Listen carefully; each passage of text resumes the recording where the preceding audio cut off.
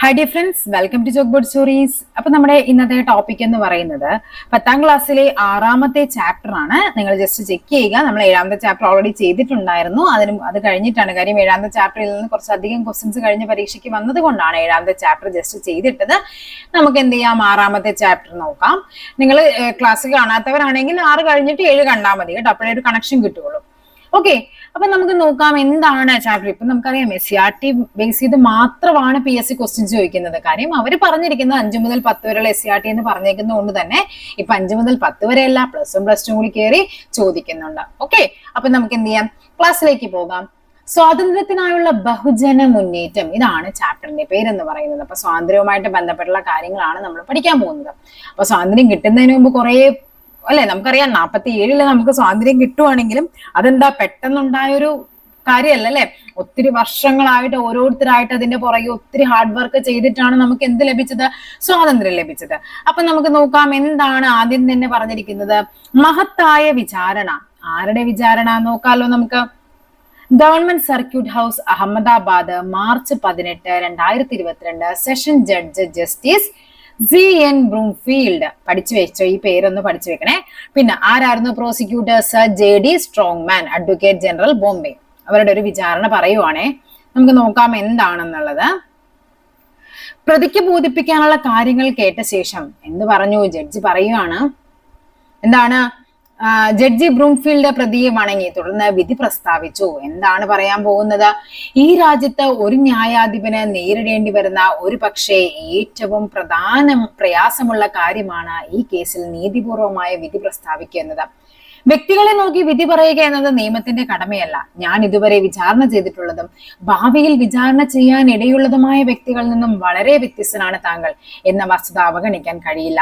ദശലക്ഷക്കണക്കിന് ഇന്ത്യക്കാരുടെ ദൃഷ്ടിയിൽ താങ്കൾ വലിയൊരു രാജ്യസ്നേഹിയും നേതാവുമാണെന്ന കാര്യം വിസ്മരിക്കുന്നില്ല. രാഷ്ട്രീയ നിലപാടുകളിൽ താങ്കളോട് വിയോജിക്കുന്നവർ പോലും താങ്കളെ വീക്ഷിക്കുന്നത് ഉന്നതമായ ആദർശങ്ങളെ പാലിച്ചുകൊണ്ട് കുലീനവും പരിപാവനവുമായ ജീവിതം നയിക്കുന്ന ആളായിട്ടാണ്. പ്രതിക്ക് ശിക്ഷയായി 6 വർഷത്തെ തടവ് വിധിച്ചുകൊണ്ട് ജഡ്ജി കൂട്ടിച്ചേർത്തു. ശിക്ഷയുടെ കാലാവധി എന്താണ്? സർക്കാർ കുറയ്ക്കുകയാണെങ്കിൽ അതിൽ എന്നേക്കാൾ സന്തോഷിക്കുന്ന ആരും ഉണ്ടാകില്ല. അതായത് നമ്മുടെ മഹാത്മാഗാന്ധിക്കെതിരെ എന്താണ് 6 വർഷത്തെ ശിക്ഷ വിധിച്ചുകൊണ്ട് അന്നത്തെ ജഡ്ജി പറഞ്ഞ കോഡ്സ് ആണ് തന്നിരിക്കുന്നത്. ഇതിന്റെ സോഴ്സ് നോക്കിക്കേ, അത് നിങ്ങൾ പഠിക്കണം. ലൂയിസ് ഫിഷർ, അദ്ദേഹം എഴുതിയ ആളാണ്. എന്താണ് പുസ്തകത്തിന്റെ പേര്? The life of Mahatma Gandhi. നമ്മൾ നെക്സ്റ്റ് ചാപ്റ്ററിലൊക്കെ നമ്മൾ ഇതേപോലെ പുസ്തകങ്ങൾ പറയുന്നുണ്ട്, ഇങ്ങനത്തെ ചോദിക്കുന്നുണ്ട്. അപ്പൊ എന്ത് പഠിക്കണം നിങ്ങൾ? ദ ലൈഫ് ഓഫ് മഹാത്മാഗാന്ധി എന്ന പുസ്തകം എഴുതിയത് ആരാണ്? ലൂയിസ് ഫിഷർ ആണ്. പഠിച്ചു വെക്കുക, the life of Mahatma Gandhi, Louis Fischer. Point ഇങ്ങനത്തെ നിങ്ങൾ എന്ത് ചെയ്യുക, SCRT പഠിക്കുമ്പോൾ നിങ്ങൾ ജസ്റ്റ് നിങ്ങളുടേതായ ഒരു നോട്ട് നിങ്ങൾ കീപ്പ് ചെയ്യുക. ഇങ്ങനത്തെ കുഞ്ഞു കുഞ്ഞു കാര്യങ്ങളൊക്കെ ഒന്ന് എഴുതി വെക്കുക. ഇതൊക്കെ ആയിരിക്കും നമുക്ക് പരീക്ഷയ്ക്ക് നമുക്ക് എന്ത് ചെയ്യാനായിട്ട്, റാങ്ക് മേക്കിംഗ് ആയിട്ട് വരുന്നത്.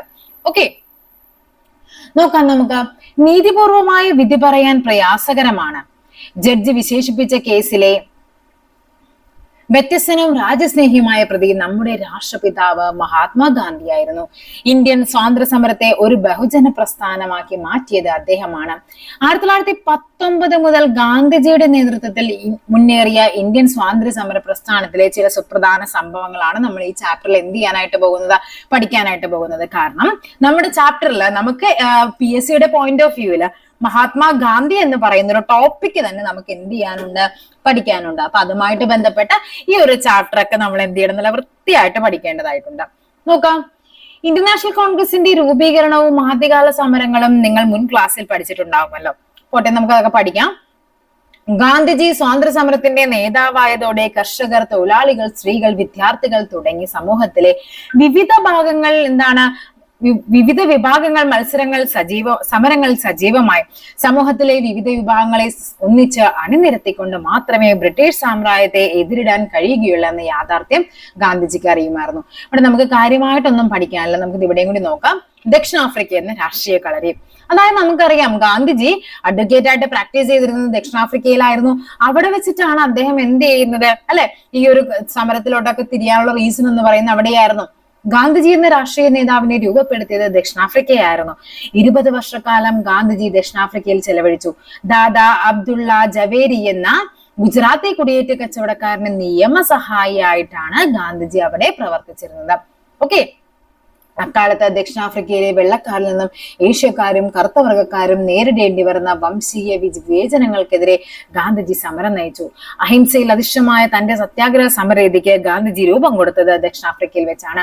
ഗാന്ധിജിയെ സംബന്ധിച്ചിടത്തോളം യഥാർത്ഥ സമരത്തിനുള്ള പരിശീലന കളരിയായിരുന്നു ദക്ഷിണാഫ്രിക്ക. 1915 അദ്ദേഹം എവിടെ തിരിച്ചു വരുന്നത്? പരീക്ഷയ്ക്ക് ചോദിച്ചിട്ടുണ്ട്. ഗാന്ധിജി ദക്ഷിണാഫ്രിക്കയിൽ നിന്ന് തിരിച്ചു വന്നത് എന്നാണ്? 1915 ജനുവരി 9. അതുകൊണ്ടാണ് ജനുവരി 9 നമ്മൾ എന്തായിട്ട് ആചരിക്കുന്നത്? പ്രവാസി ദിനമായിട്ട് നമ്മൾ ആചരിക്കുന്നത്. ജനുവരി 9 നമ്മൾ പറയുന്നത് പ്രവാസി ദിനം എന്ന് പറയുന്നത്. അപ്പൊ അതെന്ത് ചെയ്യണം? ആ പോയിന്റ് പഠിച്ചു വെക്കണം. അതിനുള്ള റീസൺ എന്താണ്? മഹാത്മാഗാന്ധി എന്ത് ചെയ്തു? ദക്ഷിണാഫ്രിക്കയിൽ നിന്ന് 1915 നമുക്ക് തിരിച്ചു വന്ന സമയമാണ് ഈ പറയുന്നത്. അതുകൊണ്ടാണ് ഇത് പ്രവാസി ഭാരത് ദിവസമായിട്ട് ജനുവരി 9 ആചരിക്കുന്നത്. ഓക്കെ, അതാണ് അതിന്റെ റീസൺ. അപ്പൊ എന്ത് ചെയ്യണം? പഠിച്ചു വെക്കണം. ജനുവരി 9 എന്ത്? പ്രവാസി ഭാരതീയ ദിനം.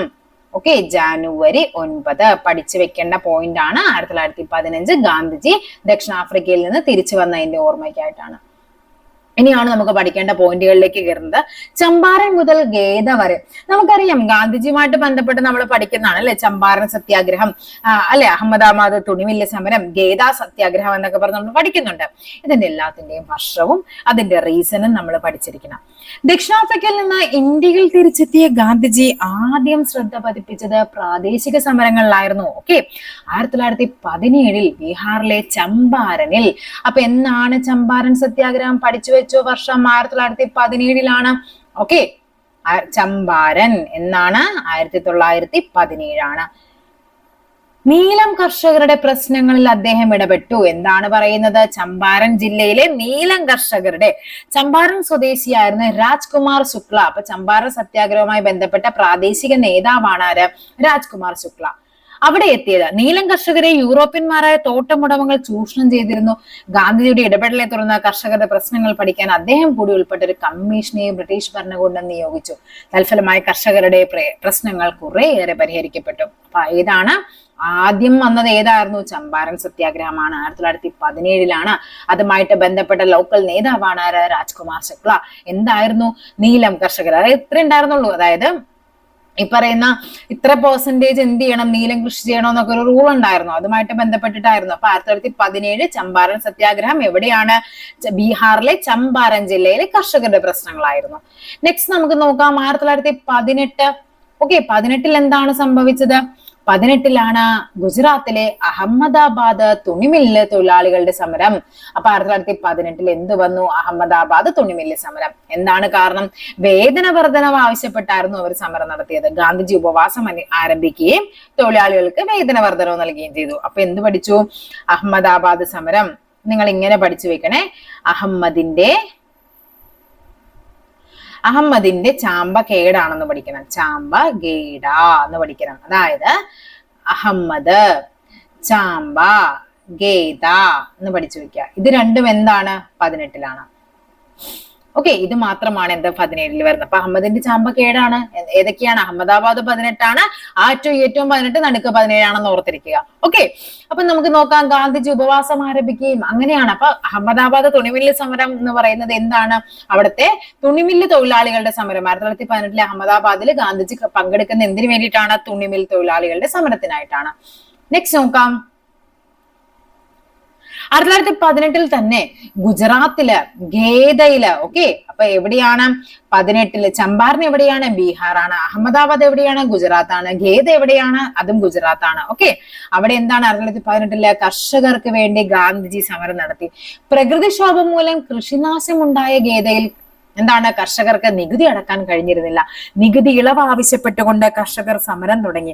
ഗാന്ധിജി ഗ്രാമങ്ങൾ തോറും സഞ്ചരിച്ച് കർഷകർക്ക് ആവേശം പകർന്നു. വൈകാതെ വിളനാശം നേരിട്ട കർഷകർക്ക് നികുതി ഇളവ് നൽകാൻ സർക്കാർ തയ്യാറായി. അതായത് അവിടെ പ്രകൃതിക്ഷോഭം വന്നു. അവരുടെ കൃഷി എല്ലാം മൊത്തത്തിൽ നശിഞ്ഞുപോയി. പക്ഷെ എന്നിട്ട് എന്ത് പറഞ്ഞു അവര്? നിങ്ങളുടെ കൃഷി നശിച്ചാലും കൊള്ളാം, ഇല്ലേലും കൊള്ളാം, ഞങ്ങൾക്ക് കിട്ടേണ്ട കാശ് കിട്ടണം. പക്ഷെ ഈ കൃഷിയിൽ നിന്ന് കിട്ടുന്ന വിളവിൽ നിന്ന് വേണം അവർക്ക് എന്ത് ചെയ്യാനായിട്ട്? അതുകൊണ്ടേ വിറ്റാലേ അവർക്ക് കാശ് കിട്ടുള്ളൂ. അല്ലെങ്കിൽ അതിന്റെ ഒരു പങ്കായിരുന്നു നികുതിയായിട്ട് കൊടുത്തിരുന്നത്. അതൊന്നും അവർക്ക് അറിയേണ്ട കാര്യമില്ല. അവർക്ക് എന്ത് വേണം? നികുതി വേണം എന്ന് പറഞ്ഞു. അതിനെതിരെയായിരുന്നു എന്ത് നടന്നത്? 18 ഗേദ സത്യാഗ്രഹം നടന്നത്. അപ്പൊ അത് ഗുജറാത്തിലാണ്. 18 ഗേദ സത്യാഗ്രഹമാണ്. ഓക്കെ, അപ്പൊ ഇവിടുത്തെ നമുക്ക് എന്ത് ചെയ്യാം, ഈ ഒരു ബോക്സ് നമുക്ക് ഫില്ല് ചെയ്യണ്ടേ നോക്കിക്കേ. 1917 ചമ്പാരൻ സത്യാഗ്രഹം. 1917 ചമ്പാരനാണ്. എന്താണ് സംഭവം? ചമ്പാരൻ സത്യാഗ്രഹം എന്ന് പറയുമ്പോൾ നീലം കർഷകർക്ക് വേണ്ടിയാണ്. എവിടെയാണത്? ബീഹാറാണ്. ഇവിടെ എന്ത് വന്നു? ഗുജറാത്തിലെ അഹമ്മദാബാദിലാണ് തുണിമില്ല് തൊഴിലാളികളുടെ വേതന വർധനവിന് വേണ്ടി. ഇവിടെയും എന്താണ്? 1918 ഗേദ സത്യാഗ്രഹം. എന്താണ് ഇവിടെ പറയുന്നത്? കർഷകർക്ക് വേണ്ടി തന്നെ അല്ലെ. എന്താണ്? പ്രകൃതിക്ഷോഭം മൂലം കർഷകരുടെ നികുതി ഇളവുമായിട്ട് ബന്ധപ്പെട്ട നികുതി ഇളവായിരുന്നു സംഭവം എന്ന് പറയുന്നത്. ഓക്കെ ആണല്ലോ. നെക്സ്റ്റ് നോക്കാം. ഒന്നാം ലോക യുദ്ധവും ഇന്ത്യയും. 1914 മുതൽ 18 വരെയുള്ള ലോക മഹായുദ്ധം. ഓക്കെ, അപ്പൊ നമുക്കറിയാമോ 1914 മുതൽ 18 വരെയാണ് ഒന്നാം ലോക യുദ്ധം വരുന്നത്. ഒന്നാം ലോക യുദ്ധം ഇന്ത്യയിൽ വലിയ സാമ്പത്തിക പ്രത്യാഘാതങ്ങൾ സൃഷ്ടിച്ചിരുന്നു. എന്തൊക്കെയാണെന്ന് നോക്കാം. യുദ്ധത്തിന്റെ പേരിൽ ജനങ്ങളുടെ മേൽ അധിക നികുതി ചുമത്തപ്പെട്ടു. ഓക്കെ, സൈനികരുടെ ആവശ്യത്തിനായി വൻതോതിൽ ധാന്യങ്ങൾ കയറ്റുമതി ചെയ്ത് ഭക്ഷ്യക്ഷാമം വന്നു. അക്കാലത്തെ വിളനാശവും പകർച്ചവ്യാധികളും സ്ഥിതി കൂടുതൽ ദുരിതപൂർണമാക്കി. നിരവധി പേർ ക്ഷാമം മൂലം മരണപ്പെട്ടു. ചോദിക്കാം, സ്റ്റേറ്റ്മെന്റ് ആയിട്ടൊക്കെ കയറി ചോദിക്കാവുന്ന ക്വസ്റ്റ്യൻസ് ആണ് ഇതൊക്കെ. 14 മുതൽ 18 വരെയുള്ള ഒന്നാം ലോക മഹായുദ്ധത്തിൽ ഇന്ത്യയിൽ ഉണ്ടായ സാമ്പത്തിക പ്രതിസന്ധികൾ ഏതെല്ലാം, എന്തൊക്കെയാണ്? ടെക്സ്റ്റ് ബുക്കിൽ പറയുന്ന ഫാക്ട്സ് അങ്ങനെ തന്നെയായിരിക്കും പരീക്ഷകൾക്ക് കയറി ചോദിക്കുന്നത്.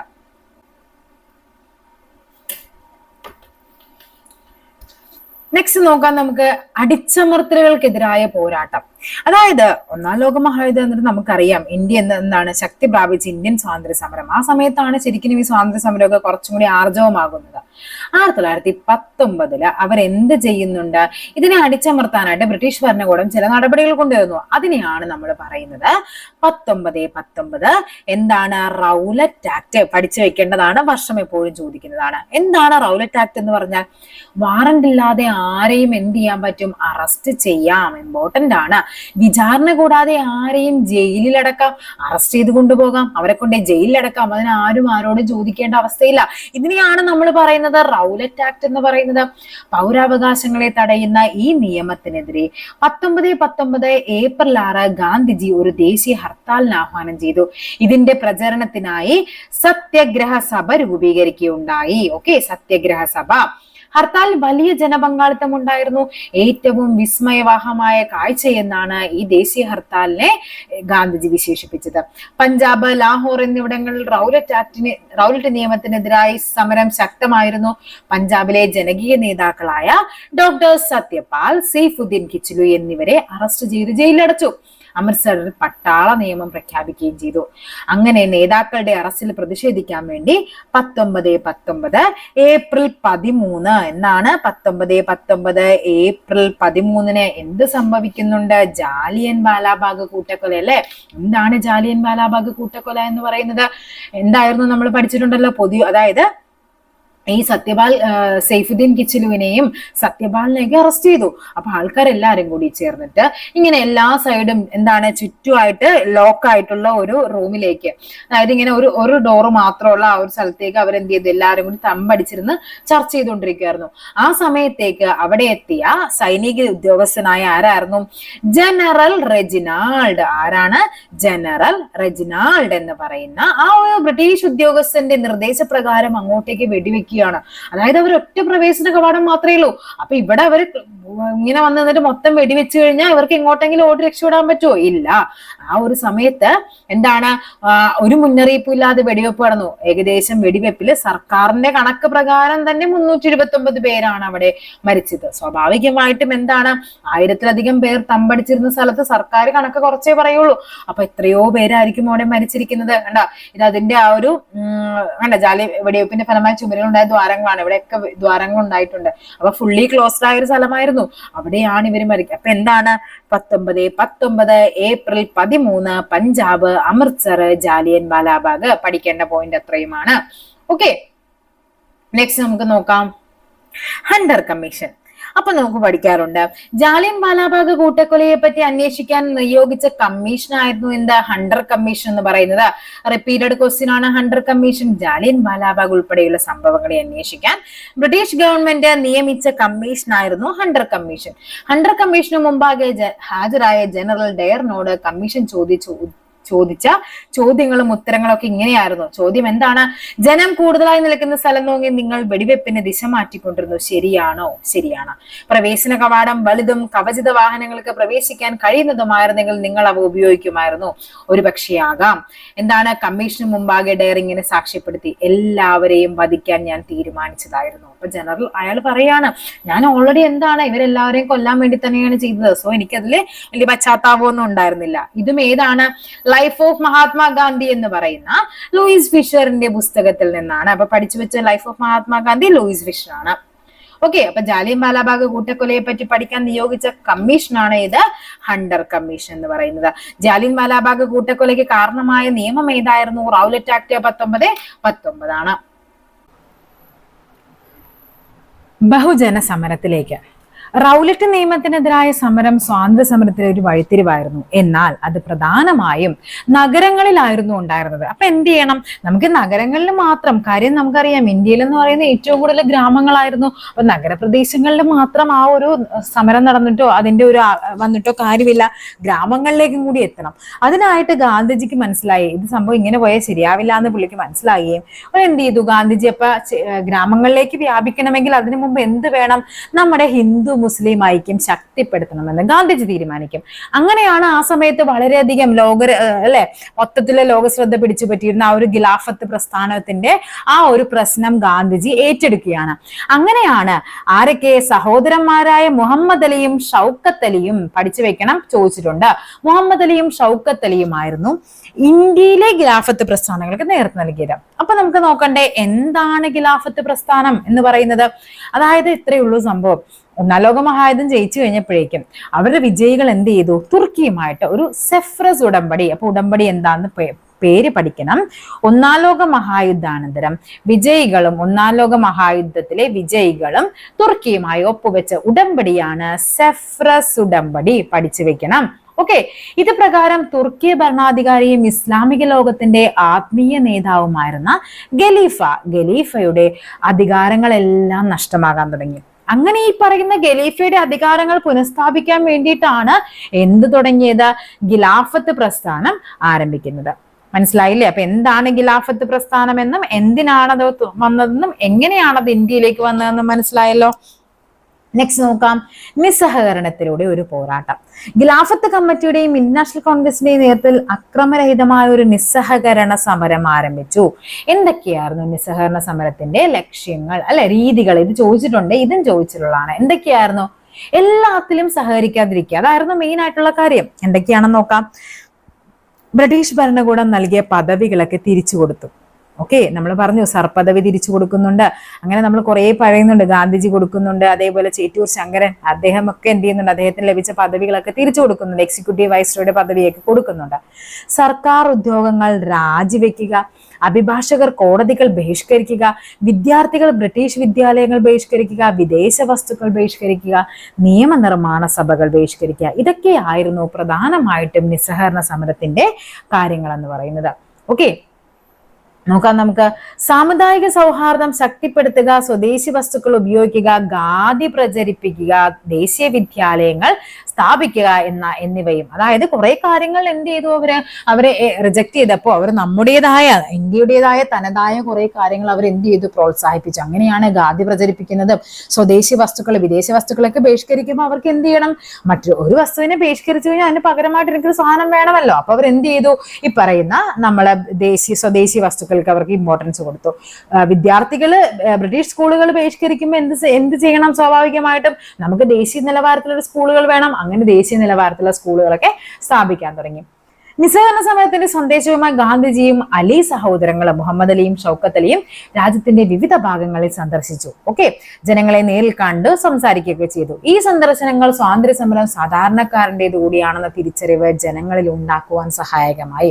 ഗ്രാമനഗര മേഖലകളിൽ സമരം ഒരുപോലെ ശക്തമായിരുന്നു. ഈ സമരത്തിൽ സമൂഹത്തിലെ വിവിധ വിഭാഗം ജനങ്ങളുടെ പങ്കാളിത്തം എങ്ങനെയൊക്കെയാണെന്ന് നമുക്ക് നോക്കാം. അതിനു മുമ്പ് പഠിക്കേണ്ട ഒരു പോയിന്റ് ഹിന്ദ് സ്വരാജ്. ഓക്കെ, ഹിന്ദ് സ്വരാജ് എന്താണ്? 1909 ഗാന്ധിജി പ്രസിദ്ധീകരിച്ച പുസ്തകമാണ്. 1909 ഹിന്ദ് സ്വരാജ്. വർഷം പഠിക്കണം. 1909 ഹിന്ദ് സ്വരാജ്. അതിലാണ് എന്ത് പറയുന്നത്? ബ്രിട്ടീഷ് ഭരണത്തെ ഗാന്ധിജി ഇപ്രകാരം വിശദീകരിക്കുന്നത്. എങ്ങനെ? ഇന്ത്യയുടെ സഹകരണത്തിലൂടെയാണ് ഇന്ത്യയിൽ ബ്രിട്ടീഷ് ഭരണം നിലവിൽ വന്നത്. അത് നിലനിൽക്കുന്നത് ഈ സഹകരണം കാരണമാണ്. ഇന്ത്യക്കാർ നിസ്സഹകരിച്ചാൽ ബ്രിട്ടീഷ് ഭരണം 1 വർഷം കൊണ്ട് അവസാനിക്കുകയും സ്വരാജ് നിലവിൽ വരികയും ചെയ്തു. ഹിന്ദു സ്വരാജ് എന്നതുകൊണ്ട് ഗാന്ധിജി ഉദ്ദേശിച്ചത് ഇന്ത്യയുടെ സ്വയം ഭരണത്തെയാണ്. ഓക്കെ, അപ്പൊ ഹിന്ദു സ്വരാജ് 1909 വർഷം പഠിച്ചു വെക്കണം. ഓക്കെ ആണല്ലോ. നെക്സ്റ്റ് നോക്കാം. അപ്പൊ എങ്ങനെയാണ് ഈ പറയുന്ന നിസ്സഹകരണ സമരങ്ങൾ മറ്റുള്ളവർ എങ്ങനെയൊക്കെ സഹകരിച്ചു എന്ന് നോക്കണത്. സ്ത്രീകൾ എന്ത് ചെയ്തു? വിദേശ വസ്തുക്കൾ ബഹിഷ്കരിച്ചു, വിദേശ തുണിത്തരങ്ങൾ ശേഖരിച്ച് കത്തിക്കൽ തുടങ്ങിയ സമരരീതികൾ സ്ത്രീകൾ പങ്കാളികളായി. തൊഴിലാളികൾ എന്ത് ചെയ്തു? നിസ്സഹകരണ സമരത്തോട് തൊഴിലാളികളുടെ പ്രതികരണം സജീവമായിരുന്നു. മദ്രാസിലെ ബെക്കിംഗ്ഹാം കർണാട്ടിക് തുണിമിൽ തൊഴിലാളികൾ, അസമിലെ തോട്ടം തൊഴിലാളികൾ, അസം ബംഗാൾ റെയിൽവേ തൊഴിലാളികൾ തുടങ്ങിയവർ പണിമുടക്ക് സമരത്തോട് സഹകരിച്ചു. വിദ്യാർത്ഥികൾ എന്ത് ചെയ്തു? ആയിരക്കണക്കിന് വിദ്യാർത്ഥികൾ സർക്കാർ സ്കൂളുകളും കോളേജുകളും ബഹിഷ്കരിച്ച് അവർ ദേശീയ വിദ്യാലയങ്ങളിൽ ചേർന്നു. അങ്ങനെയാണ് എന്തൊക്കെ വന്നത്? ബനാറസിലെ കാശി വിദ്യാപീഠം, ഗുജറാത്തിലെ വിദ്യാപീഠം, അലിഗഡിലെ ജാമിയ മില്ലിയ, അല്ലെ, പിന്നെ ഏതാണ് പറയുന്നത്, ഇക്കാലത്ത് ആരംഭിച്ച സ്കൂളുകളൊക്കെയായിരുന്നു. ഓക്കെ ആണല്ലോ. നമുക്ക് നെക്സ്റ്റ് നോക്കാം. ഗോത്ര ജനത ഈ ഒരു സമരത്തോടെ എങ്ങനെയാണ് സഹകരിച്ചതെന്ന് നോക്കാം. ബ്രിട്ടീഷുകാർ നടപ്പിലാക്കിയ വന നിയമങ്ങൾ ലംഘിച്ചുകൊണ്ട് ഗോത്ര ജനത സമരത്തിൽ പങ്കാളികളായി. വനവിഭവങ്ങൾ ശേഖരിക്കുന്നതിന് ഈ നിയമങ്ങൾ തടസ്സമായിരുന്നു. അതായത് അവർക്ക് എന്തായിരുന്നു, പല കാര്യങ്ങളും കാട് ഗോത്ര വിഭാഗത്തിൻ്റെതാണെന്ന് പറയുമെങ്കിലും അവർക്ക് എന്തായിരുന്നു, ഒന്നും തന്നെ യൂസ് ചെയ്യാനുള്ള അവകാശം ബ്രിട്ടീഷുകാരുണ്ടായിരുന്നില്ല. വന നിയമങ്ങൾ ഉണ്ടായിരുന്നു. ഇന്നൊരു ഏരിയ കിടന്ന് അപ്പുറത്തേക്ക് പോകാൻ പാടില്ല, ഇന്നത് യൂസ് ചെയ്യാൻ പാടില്ല, മരം വെട്ടാൻ പാടില്ല, അങ്ങനെ കുറെ. കാടെന്ന് പറയുന്നത് എന്താണ്, കാട്ടിലെ ജനങ്ങളുടേതാണ്. പക്ഷെ അവരെന്ത് ചെയ്തു? അതിനൊക്കെ കുറെ നിയമങ്ങൾ കൊണ്ടുവന്നു. അങ്ങനെയാണ് എന്ത് ചെയ്യുന്നത്, അവര് അതിനെയൊക്കെ എന്ത് ചെയ്യും, ലംഘിക്കാൻ തുടങ്ങി. കർഷകർ എന്ത് ചെയ്തു? ധാരാളം കർഷകർ സമരത്തിൽ പങ്കാളികളായി. ജവഹർലാൽ നെഹ്റുവിന്റെ നേതൃത്വത്തിൽ അവധ് കിസാൻ സഭ രൂപീകരിച്ചു. അപ്പൊ പഠിക്കേണ്ട പോയിന്റ് ആണല്ലോ അവധ് കിസാൻ സഭ. നമ്മൾ നോർമലി കാണാത്തൊരു ക്വസ്റ്റ്യൻ ആണ്. അവധ് കിസാൻ സഭ ആരാണ് രൂപീകരിക്കുന്നത്? ജവഹർലാൽ നെഹ്റു ആണ്. ബംഗാളിലെ കാർഷിക മേഖലയിൽ ചണം കൃഷി ബഹിഷ്കരണ സമരം നടന്നു. ചണത്തിന് പകരം നെല്ലും പരുത്തിയും കൃഷി ചെയ്യാനായിരുന്നു അവര് തീരുമാനിച്ചത്. എന്തൊക്കെയായിരിക്കും ചണത്തിന് പകരം നെല്ലും പരുത്തിയും കൃഷി ചെയ്യാനുള്ള തീരുമാനത്തിന് പിന്നിലെ പ്രധാന ലക്ഷ്യങ്ങൾ എന്ന് പറയുന്നത്? ചണത്തിന്റെ ലഭ്യത ഇല്ലാതാക്കി ബ്രിട്ടീഷ് ഉടമസ്ഥയിലുള്ള ചണമില്ലുകളെ പൂട്ടിക്കുക, നെൽകൃഷി വ്യാപിച്ച് ഭക്ഷ്യവസ്തുക്കളുടെ ലഭ്യത ഉറപ്പാക്കുക, പരുത്തി ലഭ്യമാക്കുക വഴി നെയ്ത്ത് ജോലിയും ഖാദി ഉപയോഗവും വർദ്ധിപ്പിക്കുക. ഇതൊക്കെയായിരുന്നു അവർ കണ്ടെത്തിയ കാര്യങ്ങൾ എന്ന് പറയുന്നത്. നിസ്സഹകരണ സമരം നടന്നുകൊണ്ടിരിക്കുകയാണ്. അങ്ങനെയാണ് എന്ത് വരുന്നത്? 1922 ഫെബ്രുവരി 5 യു പിയിലെ ചൗരി ചൗര സംഭവം. എന്തായിരുന്നു ചൗരി ചൗര സംഭവം? അതായത് സമരക്കാരും പോലീസുകാരും തമ്മിൽ സംഘർഷമുണ്ടാകും. അങ്ങനെ എന്ത് ചെയ്യുന്നുണ്ട്, ഈ ജനക്കൂട്ടം എന്ത് ചെയ്യുന്നുണ്ട്, നേരെ പോലീസ് സ്റ്റേഷനിൽ പോയി തീ വെച്ചു. അങ്ങനെ 1922 നടന്ന ഈ ഒരു സമരത്തില് 22 പോലീസുകാരാണ് എന്ത് ചെയ്യുന്നത്, കൊല്ലപ്പെടുന്നത്. അങ്ങനെ ആ സമരം നടക്കുമ്പോൾ ഗാന്ധിജിക്ക് അത് ഭയങ്കര ബുദ്ധിമുട്ടുണ്ടാകും. ഗാന്ധിജി പറയും, ജനങ്ങൾക്ക് അഹിംസയുടെ മാർഗം മനസ്സിലായില്ല എന്ന് പറയും, അതിൽ നിന്ന് അവർ വ്യതിചലിക്കുക എന്ന് പറഞ്ഞിട്ട് ഗാന്ധിജി എന്ത് ചെയ്യുവാണ്, ഈ പറയുന്ന നിസ്സഹകരണ സമരം അങ്ങ് പിൻവലിക്കും. ഇത് മറ്റു പല നേതാക്കന്മാർക്കും ഭയങ്കര പ്രശ്നമായിരുന്നു. കാര്യം സമരം ഇങ്ങനെ കൊടുമ്പിരി കൊണ്ടുവരികയാണ്. ബ്രിട്ടീഷുകാരെ തുരത്താനുള്ള ഭയങ്കര സെറ്റായിട്ട് വന്ന സമയത്താണ് ഗാന്ധിജി ഇങ്ങനെ ആ ഒരു സമരത്തെ അങ്ങ് ബഹിഷ്കരിക്കുന്നത്, വേണ്ടാന്നങ്ങ് വെക്കുന്നത്. സ്വാഭാവികമായിട്ടും മറ്റു പല നേതാക്കന്മാർക്കും അങ്ങനെ ഭയങ്കര ബുദ്ധിമുട്ടുണ്ടാകുകയും അങ്ങനെയാണ് 1923 സ്വരാജ് പാർട്ടി രൂപീകരിക്കുന്നത്. ഓക്കെ, അങ്ങനെ ഈ ഒരു കടുത്ത വിമർശനങ്ങൾക്ക് വിധേയനാകുകയും സുഭാഷ് ചന്ദ്രബോസ് ഈ തീരുമാനത്തെ ദേശീയ ദുരന്തം എന്ന് വിശേഷിപ്പിക്കുന്നു. അപ്പൊ സുഭാഷ് ചന്ദ്രബോസ് നിസ്സഹകരണ സമരത്തെ ദേശീയ ദുരന്തം എന്ന് വിശേഷിപ്പിച്ചു. അല്ലെ, നിസ്സഹകരണ സമരം ഗാന്ധിജി പിൻവലിക്കാനുണ്ടായ ഒരു സംഭവത്തെ എന്തായിട്ട് വിശേഷിപ്പിച്ചു? ദേശീയ ദുരന്തം എന്ന് വിശേഷിപ്പിച്ചു. ഓക്കെ, ചിരാല പെരാല. എന്താണ് ചിരാല പെരാല എന്ന് നോക്കാം. നിസ്സഹകരണ സമരകാലത്ത് ശ്രദ്ധേയമായ ജനകീയ സമരം നടന്ന ആന്ധ്രയിലെ ഗുണ്ടൂർ ജില്ലയിലെ ചെറു നഗരമായിരുന്നു ചിരാല പെരാല. ഈ നഗരത്തെ മുനിസിപ്പൽ കോർപ്പറേഷൻ ഉയർത്താൻ ഗവൺമെന്റ് നീക്കം തുടങ്ങിയിരുന്നു. അതായത് ഒരു ഗ്രാമപ്രദേശമായിരുന്ന സ്ഥലം പെട്ടെന്ന് അങ്ങ് മുനിസിപ്പൽ കോർപ്പറേഷൻ ആക്കുമ്പോൾ എന്തായിരിക്കും അവിടെ സംഭവിക്കുന്നത്? സ്വാഭാവികമായിട്ടും അവിടുത്തെ നികുതി നമുക്ക് ഇപ്പോഴും അറിയാം അല്ലെ, ഗ്രാമങ്ങളിൽ താമസിക്കുന്നവരുടെ നികുതി എല്ലാ മുനിസിപ്പാലിറ്റി വരുമ്പോഴേക്കും അല്ലെ വ്യത്യാസമുണ്ട്. കോർപ്പറേഷനുകളിലേക്ക് വരുമ്പോൾ അങ്ങനെ പല വ്യത്യാസങ്ങൾ വരുന്നുണ്ട്. അപ്പോൾ എന്താണ് ഈ പറയുന്ന മുനിസിപ്പൽ കോർപ്പറേഷൻ ആയിട്ട് ഈ ഒരു കുഞ്ഞു നഗരത്തെ മാറ്റാൻ വരുമ്പോഴേക്കും ആ ഒരു നികുതി ഭാരം വളരെയധികം കൂടും. അത് അവിടുത്തെ ജനങ്ങൾക്ക് സഹിക്കാൻ പറ്റാവുന്നതിന്റെ അപ്പുറമാകും. അതിനെതിരെയാണ് ആര്, ദുശിരാല ഗോപാലകൃഷ്ണയുടെ നേതൃത്വത്തിൽ 15,000-ഓളം വരുന്ന ജനങ്ങൾ നികുതി നിഷേധ സമരം നടത്തി. ഓക്കെ, അങ്ങനെ നടത്തുകയും നഗരം ഒഴിഞ്ഞു പോവുകയും ചെയ്തു. 11 മാസക്കാലം അവർ മറ്റൊരിടത്താണ് കഴിഞ്ഞത്. ഇത് ഏത് പുസ്തകത്തിൽ നിന്നാണ്? സുമിത് സർക്കാരിന്റെ മോഡേൺ ഇന്ത്യ 1885 to 1947. അപ്പൊ പഠിച്ചു വെച്ചോ, മോഡേൺ ഇന്ത്യ 1885 to 1947 ആരുടേതാണ്? സുമിത് സർക്കാരിന്റേതാണ്. ഓക്കെ, ആ പുസ്തകത്തിന്റെ പേരും ആളുടെ പേരും പഠിച്ചു വെക്കണം. നെക്സ്റ്റ് നോക്കാം. അങ്ങനെ നമ്മൾ ഈ പറയുന്ന നിസ്സഹകരണ പ്രസ്ഥാനം ഗാന്ധിജി പിൻവലിച്ചു 1922. അവിടെ വരെ ആയല്ലോ. അങ്ങനെയാണ് അവരെന്ത് ചെയ്യുന്നത്?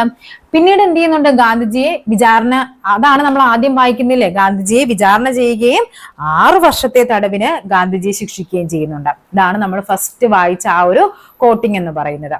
അങ്ങനെ അപ്പൊ സ്വാഭാവികമായിട്ടും ഈ ഒരു സംഭവം ആൾക്കാർക്ക്, അതായത് നേതാക്കന്മാർക്കിടയിൽ ഭയങ്കര വിദ്വേഷം ഉണ്ടാവും ഗാന്ധിജിയോട്. അതായത് നമുക്കിപ്പൊ സ്വാതന്ത്ര്യം കിട്ടും, ഇതെല്ലാം ബ്രിട്ടീഷുകാർ ഇവിടെ നിന്ന് ഓടിപ്പോകും എന്നൊരു സാഹചര്യത്തില് ഗാന്ധിജി പെട്ടെന്ന് ആ സമരം അങ്ങ് പിൻവലിക്കുകയാണ്. അപ്പൊ എന്ത് സംഭവിച്ചു? നിസ്സഹകരണ സമരകാലത്ത് തിരഞ്ഞെടുപ്പുകളും നിയമനിർമ്മാണ സഭകളും ബഹിഷ്കരിച്ചിരുന്നുവല്ലോ. ഇതിനോട് വിയോജിപ്പുണ്ടായിരുന്ന കോൺഗ്രസ് നേതാക്കളായിരുന്നു ആര്? CR ദാസ്, മോത്തിലാൽ നെഹ്റു തുടങ്ങിയവരുടെ നേതൃത്വത്തിൽ 23-ൽ സ്വരാജ് പാർട്ടി രൂപീകരിക്കപ്പെട്ടു. നിയമനിർമ്മാണ സഭകളെ പോരാട്ടത്തിനുള്ള വേദിയാക്കുകയായിരുന്നു ഇവരുടെ ലക്ഷ്യം. അപ്പൊ 1923 എന്താണ്? 1923-ലാണ് സ്വരാജ് പാർട്ടി. ആരൊക്കെയാണ് സ്വരാജ് പാർട്ടിയുടെ നേതാക്കന്മാർ? കഴിഞ്ഞ പരീക്ഷയ്ക്ക് ചോദിച്ചൊരു ക്വസ്റ്റ്യൻ ആണ്. CR ദാസും അതേപോലെ തന്നെ മോത്തിലാൽ നെഹ്റു രണ്ടുപേരും ചേർന്നിട്ട് എന്ത് തുടങ്ങുവാണ് 23-ല്? ഈ പറയുന്ന നമ്മുടെ സ്വരാജ് പാർട്ടി രൂപീകരിക്കുകയാണ്. അപ്പൊ സുഭാഷ് ചന്ദ്രബോസാണ് എന്ത് വിളിക്കുന്നത്? ദേശീയ ദുരന്തം എന്ന് അതിനെ വിശേഷിപ്പിച്ച്. രണ്ടും തിരിഞ്ഞു പോകരുത് കേട്ടോ. അവർ തിരഞ്ഞെടുപ്പിൽ മത്സരിച്ച് നിയമനിർമ്മാണ സഭകളിൽ അംഗത്വം നേടിക്കൊണ്ട് സർക്കാരിനെ വിമർശിച്ചു.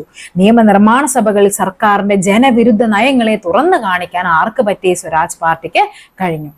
ഓക്കെ, പിന്നീടുള്ള ജനകീയ സമരങ്ങൾ എന്തൊക്കെയായിരുന്നു? അപ്പൊ സ്വരാജ് പാർട്ടി വരെ 23 വരെ ആയിട്ടുള്ളൂ. നമുക്ക് എത്രയാണ്? 47 വരെ വരണം. തുടർന്നുണ്ടായ ജനകീയ സമരങ്ങൾ നോക്കാം.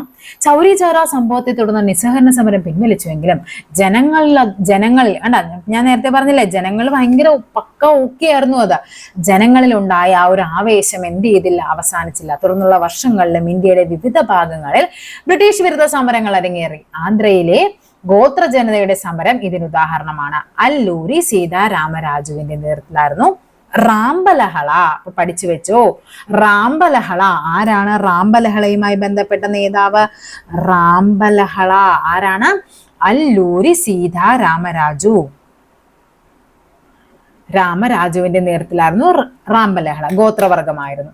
ബ്രിട്ടീഷ് വന നിയമങ്ങൾ കാരണം വനങ്ങളിൽ കാലിമേയ്ക്കാനുള്ള അവകാശങ്ങൾ തടയപ്പെട്ടതും കൊള്ളപ്പലിശക്കാരുടെ ചൂഷണവുമായിരുന്നു ഈ പറയുന്ന സമരത്തിനായിട്ട് അവരെ പ്രേരിപ്പിക്കുന്നത്. അപ്പൊ റാംബലഹള ആരാണ്? സീതാരാമരാജു. 2500 ചതുരശ്ര മൈൽ ഭൂമേഖല സമരക്കാരുടെ നിയന്ത്രണത്തിലായിരുന്നു. മലബാർ സ്പെഷ്യൽ പോലീസ്, നമ്മൾ പറയില്ലേ MSP എന്ന് പറയുന്നത്, അസം റൈഫിൾസ് എന്നീ സൈനിക വിഭാഗങ്ങളെ ഉപയോഗിച്ചാണ് അവർ എന്ത് ചെയ്തത്? സമരത്തെ അടിച്ചമർത്തിയത്. അല്ലൂരി സീതാരാമരാജു സമരത്തിനിടയിൽ കൊല്ലപ്പെടുകയും ഉണ്ടായി. വിദ്യാർത്ഥി യുവജന പ്രസ്ഥാനങ്ങൾ ശക്തിപ്പെട്ടതും ഇക്കാലത്തായിരുന്നു. പൂർണ്ണ സ്വാതന്ത്ര്യം എന്നതായിരുന്നു ഈ പ്രസ്ഥാനങ്ങൾ മുന്നോട്ട് വെച്ച ലക്ഷ്യം. ജവഹർലാൽ നെഹ്റു, സുഭാഷ് ചന്ദ്രബോസും ഇന്ത്യ മുഴുവൻ സഞ്ചരിച്ച വിദ്യാർത്ഥികളെയും യുവജനങ്ങളെയൊക്കെ എന്ത് ചെയ്യുന്നുണ്ട്? അഭിസംബോധന ചെയ്യുന്നുണ്ട്. പിന്നെ നമ്മൾ ആ സമയത്ത് നമ്മൾ പഠിക്കുന്ന ഒരു കാര്യമാണ് 1925 മാർച്ച് 12. ഓക്കെ, എന്തായിരുന്നു 1925 മാർച്ച് 12 സംഭവം? നമ്മുടെ വൈക്കം സത്യാഗ്രഹവുമായിട്ട് ബന്ധപ്പെട്ട് ഓക്കെ എന്ത് നടന്നുണ്ട്? ഗാന്ധിജിയും ശ്രീനാരായണ ഗുരുവും തമ്മിൽ കണ്ടുമുട്ടുന്നുണ്ട്. ഇന്ത്യയിൽ ദേശീയ പ്രസ്ഥാനത്തെ നയിച്ച ഗാന്ധിജിയും കേരളത്തിലെ നവോത്ഥാന പ്രസ്ഥാനത്തിന് നേതൃത്വം വഹിച്ച ആരാണ്? ശ്രീനാരായണ ഗുരുവും 1925 മാർച്ച് 12 വർക്കലയിലെ ശിവഗിരി മഠത്തിലുള്ള വനജാക്ഷി മന്ദിരത്തിൽ വെച്ച് കണ്ടെത്തുകയും കൂടിക്കാഴ്ച നടന്നു. ഈ രണ്ട് മഹത് വ്യക്തികളുടെ കൂടിക്കാഴ്ചയ്ക്ക് 2025 മാർച്ച് 12 ഒരു നൂറ്റാണ്ട് കവിഞ്ഞു. കറണ്ട് അഫെയർ ആണ്, ചോദിക്കാം. അപ്പൊ 1925 മാർച്ച് 12 ആരൊക്കെ തമ്മിൽ കണ്ടുമുട്ടുന്നത്? ഗാന്ധിജിയും ശ്രീനാരായണ ഗുരുവും തമ്മിൽ കണ്ടുമുട്ടുന്നത് 25 മാർച്ച് 12. Next Simon go back. എന്താണ് സൈമൺ ഗോബാക്ക്? നമ്മൾ നേരത്തെ ഒരു ഹണ്ടർ കമ്മീഷനെ പറ്റി പറഞ്ഞല്ലോ. അതേപോലെ ഇന്ത്യയിലേക്ക് വന്ന ഒരു കമ്മീഷൻ ആയിരുന്നു ആര്? സൈമൺ കമ്മീഷൻ എന്ന് പറയുന്നത്. നോക്കാം നമുക്ക് എന്താന്ന്. ഇന്ത്യയിൽ നടപ്പിലാക്കേണ്ട ഭരണഘടനാ പരിഷ്കാരങ്ങളെ പറ്റി നിർദ്ദേശങ്ങൾ നൽകാൻ ബ്രിട്ടീഷ് ഭരണകൂടം നിയമിച്ച കമ്മീഷനായിരുന്നു സർ ജോൺ സൈമന്റെ നേതൃത്വത്തിലുള്ള കമ്മീഷൻ. കമ്മീഷനിൽ 7 അംഗങ്ങളും എന്തായിരുന്നു? ബ്രിട്ടീഷുകാരായിരുന്നു. ഇക്കാരണത്താൽ സൈമൺ കമ്മീഷനെ ബഹിഷ്കരിക്കാൻ കോൺഗ്രസിലും മറ്റു ചില രാഷ്ട്രീയ പാർട്ടികളും തീരുമാനിക്കുന്നുണ്ട്. കമ്മീഷൻ ഇന്ത്യയിൽ എത്തിയ ദിവസം പഠിക്കേണ്ടതാണ്. പരീക്ഷയ്ക്ക് ചോദിക്കുന്നുണ്ട്. ചോദിച്ച ക്വസ്റ്റ്യൻ ആണ് 1928 ഫെബ്രുവരി 3 ഈ പറയുന്ന സൈമൺ കമ്മീഷൻ എന്ത് ചെയ്യുന്നത്? ഇന്ത്യയിലെത്തുന്നു. അങ്ങനെയാണ് എന്താ അന്ന് അവർ ഹർത്താൽ ആചരിച്ചു. എന്തും പറഞ്ഞിട്ട് Simon go back, Simon commission തിരിച്ചു പോകുക. അപ്പൊ ആരായിരുന്നു അതിന്റെ നേതൃത്വം നൽകിയത്? സർ ജോൺ സൈമൺ ആയിരുന്നു. അങ്ങനെ എന്തുകൊണ്ടായിരിക്കാം നമുക്ക് വേണ്ടിയുള്ള ഭരണപരിഷ്കാരങ്ങളെ പറ്റി പഠിക്കാൻ വേണ്ടി ഒരു കമ്മീഷൻ വരുമ്പോഴേക്കും എന്തുകൊണ്ടായിരിക്കാം ജനങ്ങൾ അതിനെ വേണ്ടാന്ന് വെക്കാനുള്ള റീസൺ എന്ന് പറയുന്നത്? അതായത് നമുക്ക് വേണ്ടി ഒരു തീരുമാനം എടുക്കുമ്പോൾ നമ്മുടെ കൂട്ടത്തിലുള്ള ഒരാൾ ഉണ്ടാവണം. ഓക്കെ, അല്ലാണ്ട് നമുക്ക് എതിരെയുള്ള നമ്മൾ ആർക്ക് വേണ്ടിയാണോ അല്ലെ, നമുക്ക് ആർക്കെതിരെയാണോ നമ്മൾ പോരാടുന്നത് അവര് തന്നെ നമുക്കുള്ള കമ്മീഷൻ ഉണ്ടാക്കി കഴിഞ്ഞാൽ ശരിയാകോ? ഒരിക്കലും നമുക്ക് ഫേവർ ആയിട്ടുള്ള ഒരു തീരുമാനം അവരെടുക്കില്ല എന്നുള്ള കാര്യം ഈ പറയുന്ന രാഷ്ട്രീയ പാർട്ടികൾക്ക് ഉറപ്പായിരുന്നു. അങ്ങനെയാണ് അവർ പറയുന്നത് നമുക്ക് എന്ത് വേണ്ട, ഈ ഒരു കമ്മീഷൻ നമുക്ക് വേണ്ട. അങ്ങനെയാണ് 1928 ഫെബ്രുവരി 3 ഈ സൈമൺ കമ്മീഷൻ ഇന്ത്യയിൽ വന്നെന്ന് അവർ എന്ത് പറയുന്നു? സൈമൺ ഗോ ബാക്ക്, തിരിച്ചു പോകൂ എന്ന് പറയുന്നത്. ഇന്ത്യൻ ലാഹോറിൽ സമരക്കാർ നടത്തിയ ലാത്തി ചാർജിൽ പരിക്കേറ്റ ലാലാ ലജ്പത് റായ്. ലാലാ ലജ്പത് റായ് പിന്നീട് അന്തരിക്കുകയാണ് ഉണ്ടായത്. കെട്ടുറപ്പുള്ള ഭരണഘടനാ പരിഷ്കാരങ്ങൾ ആവിഷ്കരിക്കാൻ ഇന്ത്യക്കാർക്ക് കഴിയില്ലെന്ന് ബ്രിട്ടീഷ് ഉദ്യോഗസ്ഥർ നിരന്തരം പറഞ്ഞുകൊണ്ടേയിരുന്നു. ഈ പശ്ചാത്തലത്തിൽ പൂനെയിൽ വിവിധ പാർട്ടികളുടെ യോഗം ചേർന്ന ഭരണഘടനാ പരിഷ്കരണ റിപ്പോർട്ട് തയ്യാറാക്കി. മോത്തിലാൽ നെഹ്റുവിന്റെ നേതൃത്വം നൽകിയ ഈ റിപ്പോർട്ടാണ് നെഹ്റു കമ്മിറ്റി റിപ്പോർട്ട് എന്നറിയപ്പെടുന്നത്. അപ്പൊ നെഹ്റു കമ്മിറ്റി റിപ്പോർട്ട് എന്ന് കേൾക്കുമ്പോൾ നിങ്ങൾ ജവഹർലാൽ നെഹ്റു ആണെന്ന് വിചാരിക്കരുത്. അതാരായിരുന്നു? മോത്തിലാൽ നെഹ്റു. മോത്തിലാൽ നെഹ്റുവിന്റെ നേതൃത്വത്തിലാണ് എന്ത് നടന്നത്? ഈ പറയുന്ന ആ ഒരു റിപ്പോർട്ട് ഉണ്ടായത്. പിൽക്കാലത്ത് ഇന്ത്യൻ ഭരണഘടന തയ്യാറാക്കുന്നതിന് ഈ റിപ്പോർട്ട് സ്വാധീനം ചെലുത്തി. അപ്പൊ നെഹ്റു കമ്മിറ്റി റിപ്പോർട്ട് തയ്യാറാക്കിയത് ആരാണ്? മോത്തിലാൽ നെഹ്റു ആണ്. ഓക്കെ, പിന്നെ 1928 നടന്നു ബർദോളി സത്യാഗ്രഹം. ബർദോളി ഗാന്ധി എന്നറിയപ്പെട്ടു. ആരാണ് ബർദോളി ഗാന്ധി? സർദാർ വല്ലഭായ് പട്ടേൽ ആണ്. അപ്പൊ നമുക്ക് നോക്കാം എന്താണ് 1928 നടന്ന ബർദോളി സത്യാഗ്രഹം എന്ന് പറയുന്നത്. അതായത് ഗുജറാത്തിലാണ് ഈ ബർദോളി എന്ന് പറയുന്ന സ്ഥലം. അപ്പൊ ഈ സ്ഥലവും കൂടി പഠിച്ചു വെക്കണേ, ഗുജറാത്ത്. 1928 ഗുജറാത്തിലെ ബർദോളി വലിയൊരു കർഷക സമരത്തിന്റെ വേദിയായി. സർദാർ വല്ലഭായ് പട്ടേലിന്റെ നേതൃത്വത്തിലായിരുന്നു സമരം. പിന്നെ ആരൊക്കെ ഉണ്ടായിരുന്നു? അബ്ബാസ് തിയാബ്ജിയും വിത്തൽ ഭായ് പട്ടേൽ. പഠിച്ചു വെക്കണം കേട്ടോ. ഈ 3 പേരും പഠിക്കണം. ചിലപ്പോൾ ചോദിക്കുന്ന എങ്ങനെയായിരിക്കും? താഴെ തന്നിരിക്കുന്നവയിൽ ബർദോളി സത്യാഗ്രഹവുമായി ബന്ധമുള്ളതാര്, ബന്ധമില്ലാത്തതാരെന്നൊക്കെ ചോദിക്കുക. അപ്പൊ ആരൊക്കെയാണ്? സർദാർ വല്ലഭായ് പട്ടേൽ, അബ്ബാസ് തിയാബ്ജി ഉണ്ട്, വിത്തൽ ഭായ് പട്ടേൽ ഉണ്ട്. നികുതി വർധനവായിരുന്നു സമരത്തിന്റെ പ്രധാന കാരണം. എന്താണ് അപ്പൊ ഈ പറയുന്ന ബർദോളി സത്യാഗ്രഹം എന്ന് പറയുന്ന റീസൺ എന്തായിരുന്നു? നികുതി വർധനവ്. നികുതി അടയ്ക്കാൻ വിസമ്മതിച്ചുകൊണ്ട് കർഷകർ സമരം ആരംഭിക്കുകയാണ്. കൃഷിയിടങ്ങൾ, വളർത്തുമൃഗങ്ങൾ, വണ്ടികൾ, കാർഷികോപകരണങ്ങൾ എന്നിവയെല്ലാം സർക്കാർ പിടിച്ചെടുത്തു. സർദാർ വല്ലഭായ് പട്ടേൽ സമരക്കാരോട് ഇങ്ങനെ നിർദ്ദേശിച്ചു: നിങ്ങളുടെ വണ്ടികളും ഉപകരണങ്ങളും അയച്ച് പല ഭാഗങ്ങളാക്കി പല സ്ഥലങ്ങളിൽ സൂക്ഷിപ്പിക്കുക. ഓക്കെ, അപ്പൊ അവർക്ക് ഉണ്ടാകാൻ പറ്റില്ലല്ലോ. ഗാന്ധിജി ബർദോളി സന്ദർശിച്ച് കർഷകർക്ക് ഉറച്ച പിന്തുണ നൽകി. അവസാനം സർക്കാർ നികുതി വർധനവ് പിൻവലിച്ചു. അങ്ങനെ സമരം വിജയം നേടി. അങ്ങനെയാണ് ബർദോളി ഗാന്ധി എന്ന് ആരറിയപ്പെടുന്നത്? സർദാർ വല്ലഭായ് പട്ടേൽ. അപ്പൊ ബർദോളി സത്യാഗ്രഹം എന്നാണ് 1928. ഇതെല്ലാം PSCയുടെ ക്വസ്റ്റ്യൻസ് ആണ്. ഈ ക്വസ്റ്റ്യൻസ് ഒക്കെ നമ്മൾ പറയുന്ന കേരള ഹിസ്റ്ററി അല്ലെങ്കിൽ ഇന്ത്യൻ ഹിസ്റ്ററി ആയിട്ട് ബന്ധപ്പെട്ട് ചോദിച്ചിരിക്കുന്ന ചോദ്യങ്ങളുടെ ഒരു വീഡിയോ തന്നെ ചെയ്തിട്ടുണ്ട്. അതൊക്കെ കയറി കണ്ടു നോക്കി നിങ്ങൾക്ക് മനസ്സിലാവും. ഇതെല്ലാം PYQs ആണ്. എല്ലാം SCERT ടെക്സ്റ്റ് ബുക്കിൽ നിന്ന് മാത്രമാണ് ഇപ്പോൾ പരീക്ഷകൾക്ക് ക്വസ്റ്റ്യൻ ചോദിക്കുന്നത്. ലാഹോർ സമ്മേളനം എന്ന വഴിത്തിരിവ്. ഞാനൊരു റിപ്പബ്ലിക്കനും സോഷ്യലിസ്റ്റുമാണ്. എനിക്ക് രാജാക്കന്മാരിലും രാജകുമാരന്മാരിലും വിശ്വാസമില്ല. പുത്തൻ വ്യവസായ രാജാക്കന്മാരെ സൃഷ്ടിക്കുന്ന വ്യവസ്ഥിതിയിലും എനിക്ക് വിശ്വാസമില്ല. ജവഹർലാൽ നെഹ്റു പറഞ്ഞ വാക്കുകളാണിത്. എന്താണ്? ഇന്ത്യൻ സ്ട്രഗിൾ ഫോർ ഇൻഡിപെൻഡൻസ് എന്നതില് ബിപിൻ ചന്ദ്രലാൽ അദ്ദേഹമാണ് ഈ പറയുന്ന ഇന്ത്യ സ്ട്രഗിൾ ഫോർ ഇൻഡിപെൻഡൻസ് എന്ന പുസ്തകത്തിൽ അദ്ദേഹം പറഞ്ഞിരിക്കുകയാണ് ജവഹർലാൽ നെഹ്റു ഇങ്ങനെ പറഞ്ഞിരുന്നു എന്നുള്ളത്. അപ്പൊ ഈ ഒരു കോട്ടിങ് പഠിച്ചു വെക്കണം. ഞാനൊരു റിപ്പബ്ലിക്കനും സോഷ്യലിസ്റ്റുമാണ്.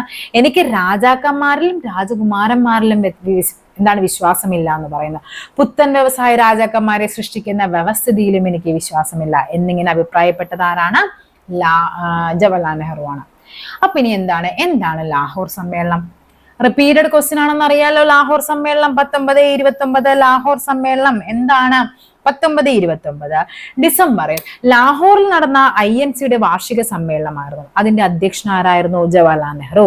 അപ്പൊ 1929 ലാഹോർ സമ്മേളനത്തിന്റെ അധ്യക്ഷനാരാണ്? ജവഹർലാൽ നെഹ്റു. ഇന്ത്യൻ സ്വാതന്ത്ര്യ സമരത്തിൽ ലാഹോർ സമ്മേളനം പല കാരണങ്ങൾ കൊണ്ടും സുപ്രധാനമായിരുന്നു. എന്തൊക്കെയാണ്? കോൺഗ്രസ് ആദ്യമായി പൂർണ്ണ സ്വരാജ് ആവശ്യപ്പെട്ടു. ഇതാണ് എപ്പോഴും ചോദിക്കുന്നത്.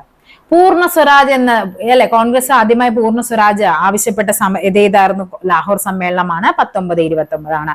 ഇതിനായി ബഹുജന സമരം ആരംഭിക്കാൻ ഗാന്ധിജിയെ ചുമതലപ്പെടുത്തി ത്രിവർണ്ണ പതാക സ്വീകരിച്ചു. ത്രിവർണ്ണ പതാക സ്വീകരിച്ചപ്പോ എവിടെയാണ്? ലാഹോർ സമ്മേളനത്തിലാണ്. സ്വാതന്ത്ര്യത്തിന് മുമ്പ് സ്വാതന്ത്ര്യദിനാഘോഷം. ലാഹോർ സമ്മേളന തീരുമാനപ്രകാരം 1930 ജനുവരി 26 നമ്മൾ ജനുവരി 26 റിപ്പബ്ലിക് ദിനം ആഘോഷിക്കുന്നുണ്ടല്ലോ. എന്തുകൊണ്ടാണ് ജനുവരി 26 ഈ പറയുന്ന റിപ്പബ്ലിക് ദിനമായിട്ട് തിരഞ്ഞെടുക്കാനുള്ള റീസൺ എന്ന് നമ്മൾ ചിന്തിച്ചിട്ടുണ്ടോ എപ്പോഴെങ്കിലും? അതായത് ഓഗസ്റ്റ് 15 നമുക്ക് സ്വാതന്ത്ര്യം കിട്ടി.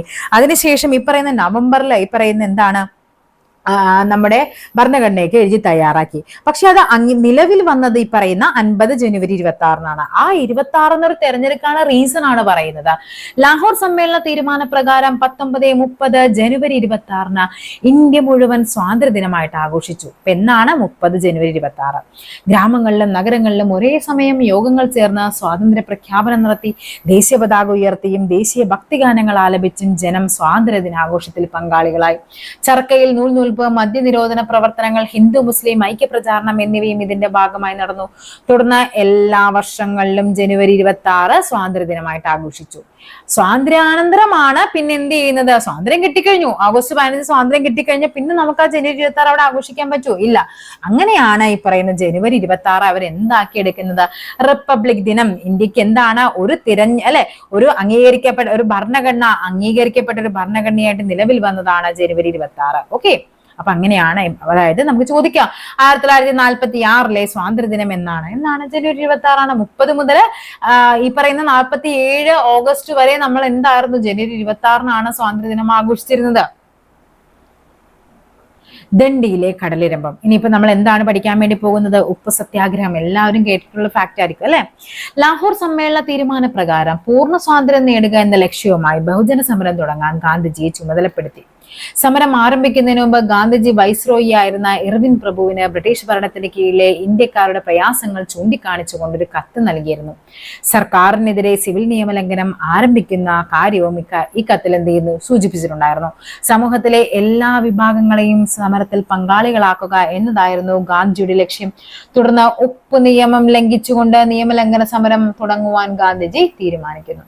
ഗുജറാത്തിലെ ദണ്ഡി കടപ്പുറത്ത് വെച്ച് ഉപ്പ് നിയമം ലംഘിക്കാനായിരുന്നു തീരുമാനം. ഇതിനായി സബർമതി ആശ്രമത്തിൽ നിന്ന് ദണ്ഡി കടപ്പുറത്തേക്ക് ഗാന്ധിജിയും തിരഞ്ഞെടുക്കപ്പെട്ട 78 സന്നദ്ധ പ്രവർത്തകരും. ഒരു തവണ ചോദിച്ചതാണ്, ഗാന്ധിജിയുടെ കൂടെ ഉപ്പ് സത്യാഗ്രഹത്തിന് പങ്കെടുത്ത് എത്ര പേരായിരുന്നു? 78 പേരായിരുന്നു. 24 ദിവസം നീണ്ടുനിന്ന യാത്ര റിപ്പോർട്ട് ചെയ്യാൻ നിരവധി വിദേശ പത്രങ്ങളും എത്തിയിരുന്നു. യാത്രയിൽ പാതയ്ക്ക് ഇരുവശത്തും തിങ്ങിക്കൂടിയവരോട് ഗാന്ധിജി ശുചിത്വബോധം, ഖാദി ധരിക്കേണ്ടതിന്റെ ആവശ്യകത, അങ്ങനെ പല കാര്യങ്ങളെ പറ്റിയും പറഞ്ഞു. അങ്ങനെ 1930 ഏപ്രിൽ 6 1930 ഏപ്രിൽ 6 എന്ത് സംഭവിക്കുന്നുണ്ട്? ദണ്ഡി കടപ്പുറത്ത് ഉപ്പ് നിയമലംഘനം സിവിൽ നിയമലംഘന സമരം അങ്ങനെ ഗാന്ധിജി തുടക്കം കുറിക്കുകയാണ്. എന്തുകൊണ്ടായിരിക്കാം ഉപ്പ് തിരഞ്ഞെടുക്കാനുള്ള റീസൺ എന്ന് പറയുന്നത്? വേറെ എന്തൊക്കെ നമുക്ക് സമരത്തിന് വേണ്ടി എന്തൊക്കെ നമുക്ക് വേണ്ടി ചെയ്യാതിരിക്കും? എന്തുകൊണ്ടായിരിക്കാം ഉപ്പ് തിരഞ്ഞെടുത്തത്? ഉപ്പ് നിർമ്മാണം ആ സമയത്ത് സർക്കാരിന്റെ കുത്തകയായിരുന്നു. വേറൊരാൾക്കും അത് ചെയ്യാനായിട്ട് പാടില്ലായിരുന്നു. അതിനാൽ സ്വകാര്യ വ്യക്തികൾ ഉപ്പ് നിർമ്മിക്കുന്നത് കുറ്റകരമായി കണക്കാക്കി അവർക്ക് ശിക്ഷ വിധിച്ചു. ഈ നിയമം ലംഘിക്കാനായിരുന്നു ഗാന്ധിയുടെ തീരുമാനം. പൊതുവെ ഉഷ്ണമേഖലാ കാലാവസ്ഥ അനുഭവപ്പെടുന്ന ഇന്ത്യയിലെ ജനങ്ങൾക്കും വളർത്തുമൃഗങ്ങൾക്കും ഒരേപോലെ അത്യന്താപേക്ഷിതമായ ഒരു വസ്തുവായിരുന്നു ഉപ്പ്. കാർഷിക ആവശ്യങ്ങൾ കൂടി ഉപയോഗിച്ചിരുന്ന ഉപ്പിന്മേലുള്ള സർക്കാരിന്റെ കുത്തകയെ ഗാന്ധിജി വിശേഷിപ്പിച്ചത് നിന്ദ്യമായ കുത്തക എന്നുള്ളതായിരുന്നു. നമുക്കറിയാം നമ്മുടെ നാട്ടിൽ നമുക്ക് ഉപ്പ് എന്ന് പറയുന്നത് വളരെ ബേസിക് ആയ ഒരു കാര്യമാണ്. അപ്പോൾ ആ ഒരു സാധനം ഉണ്ടാക്കാനായിട്ട് കാര്യം അത് വളരെ നമുക്ക് ചീപ്പായിട്ട് നമുക്ക് ചെയ്തെടുക്കാൻ പറ്റുന്ന ഒരു കാര്യമായിരുന്നു. പക്ഷെ അതിനുള്ള റൈറ്റ്സ് പോലും ആ നാട്ടിലെ ജനങ്ങൾക്ക് ഉണ്ടായിരുന്നില്ല. അതുകൊണ്ടാണ് ഗാന്ധിജി എന്ത് തിരഞ്ഞെടുക്കുന്നത്? ഉപ്പ് തിരഞ്ഞെടുക്കുന്നത്. ഓക്കെ, നെക്സ്റ്റ് നോക്കാം, ധരാസനയിലെ പോരാട്ടം. എന്താണ് ധരാസനയിൽ എന്ത് സംഭവിച്ചു നോക്കാം. 1930 മെയ് 21 2000-ലധികം പേർ അടങ്ങിയ ഒരു സംഘം സമരക്കാർ ഗുജറാത്തിലെ ധരാസന ഉപ്പ് നിർമ്മാണ കേന്ദ്രത്തിലേക്ക് വന്നു. ഇനി എന്താണ്, അവർ അടുത്തെത്തിയതോടെ പോലീസ് സേന പാഞ്ഞെടുത്ത് ഇരുമ്പ് കഷ്ണങ്ങൾ ഘടിപ്പിച്ച ലാത്തികൾ ഉപയോഗിച്ച് സമരക്കാർ നിലത്ത് വീഴുന്നത് വരെ മർദ്ദിച്ചു. പരിക്കേറ്റവരെ സഹസമരക്കാർ ഏറ്റെടുത്തുകൊണ്ട് പോകുമ്പോഴും പുതിയ സംഘം മുന്നോട്ട് വന്നു. പോലീസ് അവരെയും തല്ലിച്ചതച്ചു. അവരെ മാറ്റുമ്പോൾ അടുത്ത സംഘം തുടർന്നുകൊണ്ടേയിരുന്നു. 11 മണിക്ക് താപനില 46.67 ഡിഗ്രി സെൽഷ്യസിൽ എത്തി നിൽക്കുമ്പോഴും പരിക്കേറ്റവർ 320, മരിച്ചവർ 2 അമേരിക്കൻ പത്രപ്രവർത്തകനും സമരത്തിന് ദൃക്സാക്ഷിയുമായിരുന്ന വെബ് മില്ലർ ഇങ്ങനെ രേഖപ്പെടുത്തി: 18 വർഷം 20 രാജ്യങ്ങളിൽ പത്രപ്രവർത്തനം നടത്തിയിട്ടുള്ള ഞാൻ ധാരാളം ജനകീയ പ്രക്ഷോഭങ്ങളും ലഹളകളും തെരുവ് യുദ്ധങ്ങളും കലാപങ്ങളും കണ്ടിട്ടുണ്ട്. എന്നാൽ ധരാസനയിൽ ഉണ്ടായതുപോലെ ഒരു സംഭവം ഞാൻ ദർശിച്ചിട്ടില്ല. ഇന്ത്യ സ്ട്രഗിൾ ഫോർ ഇൻഡിപെൻഡൻസ് ആരുടേതാണ്? ബിപിൻ ചന്ദ്ര ലാൽ. ഓക്കെ,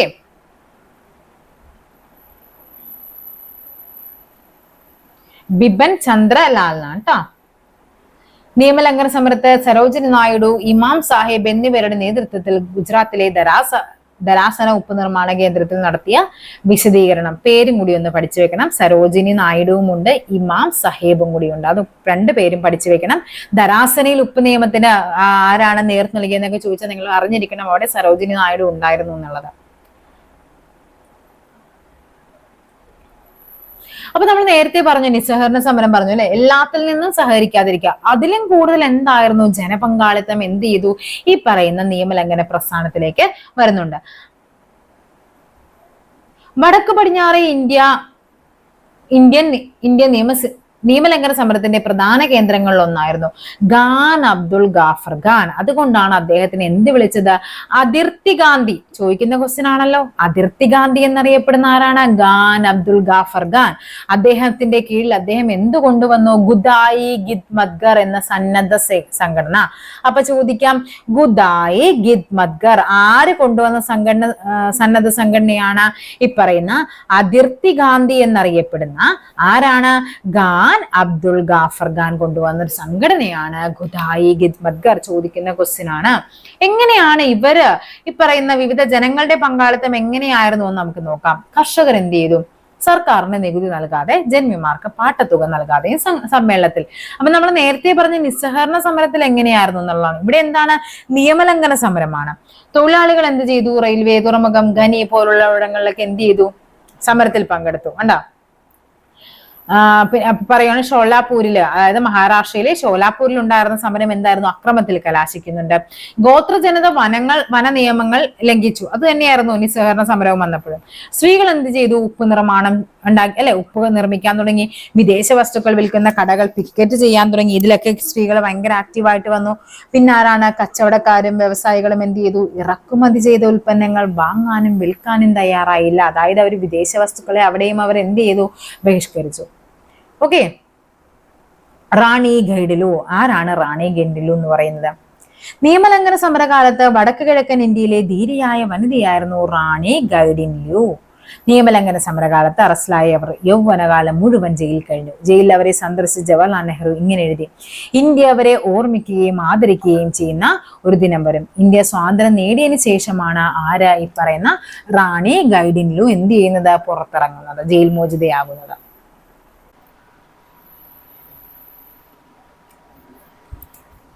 സന്ധി സംഭാഷണങ്ങൾ. അപ്പൊ ഈ പ്രശ്നങ്ങളൊക്കെ ഉണ്ടായി കഴിയുമ്പോൾ നമുക്കറിയാലോ എപ്പോഴും എന്തുണ്ടാകും? ഒരു സന്ധി സംഭാഷണം, ഇടനിലക്കാരൻ വരും സംസാരിക്കാനായിട്ട്. പരിമിതമായ ചില അധികാരങ്ങൾ എങ്കിലും ഇന്ത്യക്കാർക്ക് നൽകേണ്ടി വരുമെന്ന് നിയമലംഘന സമരം ബ്രിട്ടീഷ് ഭരണകൂടത്തെ ബോധ്യപ്പെടുത്തി. ഓക്കെ, ഇതിനായി ചില കൂടിയാലോചനകൾ ലണ്ടനിൽ നടന്നു. ഈ കൂടിയാലോചനകൾ വട്ടമേശ സമ്മേളനങ്ങൾ എന്ന് അറിയപ്പെട്ടു. ഒക്കെയാണല്ലോ. ഇപ്പൊ വട്ടമേശ സമ്മേളനങ്ങൾ 1930 നടന്ന ആദ്യ വട്ടമേശ സമ്മേളനത്തിൽ കോൺഗ്രസ് പങ്കെടുത്തിട്ടില്ല. സ്റ്റേറ്റ്മെന്റ് ടൈപ്പായിട്ട് കയറി ചോദിക്കാം. ഈ പശ്ചാത്തലത്തിൽ നിയമലംഘന സമരം അവസാനിപ്പിക്കാനും അതേപോലെ തന്നെ എന്താണ്, രണ്ടാമത്തെ സമ്മേളനത്തിൽ കോൺഗ്രസ് പ്രതിനിധിയെ പങ്കെടുപ്പിക്കാനും ഗവൺമെന്റ് ശ്രമം ആരംഭിക്കുന്നുണ്ട്. അങ്ങനെയാണ് ഇതിന്റെ ഭാഗമായിട്ട് വരുന്നതാണ് എന്തെന്ന് പറയുന്നത് ഗാന്ധി ഇർവിൻ പാക്ട്. അതായത് ഗാന്ധി ഇർവിൻ ഉടമ്പടി 1931 മാർച്ച് 5 ഗാന്ധി ഇർവിൻ ഉടമ്പടി. ഈ ഉടമ്പടി പ്രകാരമാണ് എന്ത് സംഭവിക്കുന്നത്? നിയമലംഘന സമരം നിർത്തിവെക്കുകയും ഗാന്ധിജി 2ാം വട്ടമേശ സമ്മേളനത്തിൽ പങ്കെടുക്കുകയും ചെയ്തത്. അപ്പൊ വട്ടമേശ സമ്മേളനം നടന്നത് എപ്പോഴൊക്കെയാണ്? 30, 31, 32. ഇത് നമ്മൾ വേറൊരു കോഡ് പഠിക്കില്ല, ഉഗുനി എന്ന് പഠിക്കും അല്ലെ, ഉപ്പ് സത്യാഗ്രഹം, ഗുരുവായൂർ എന്നൊക്കെ പറഞ്ഞു. പക്ഷെ ഇപ്പൊ ഇവിടെ എന്താ നിങ്ങൾ പഠിക്കേണ്ടത്?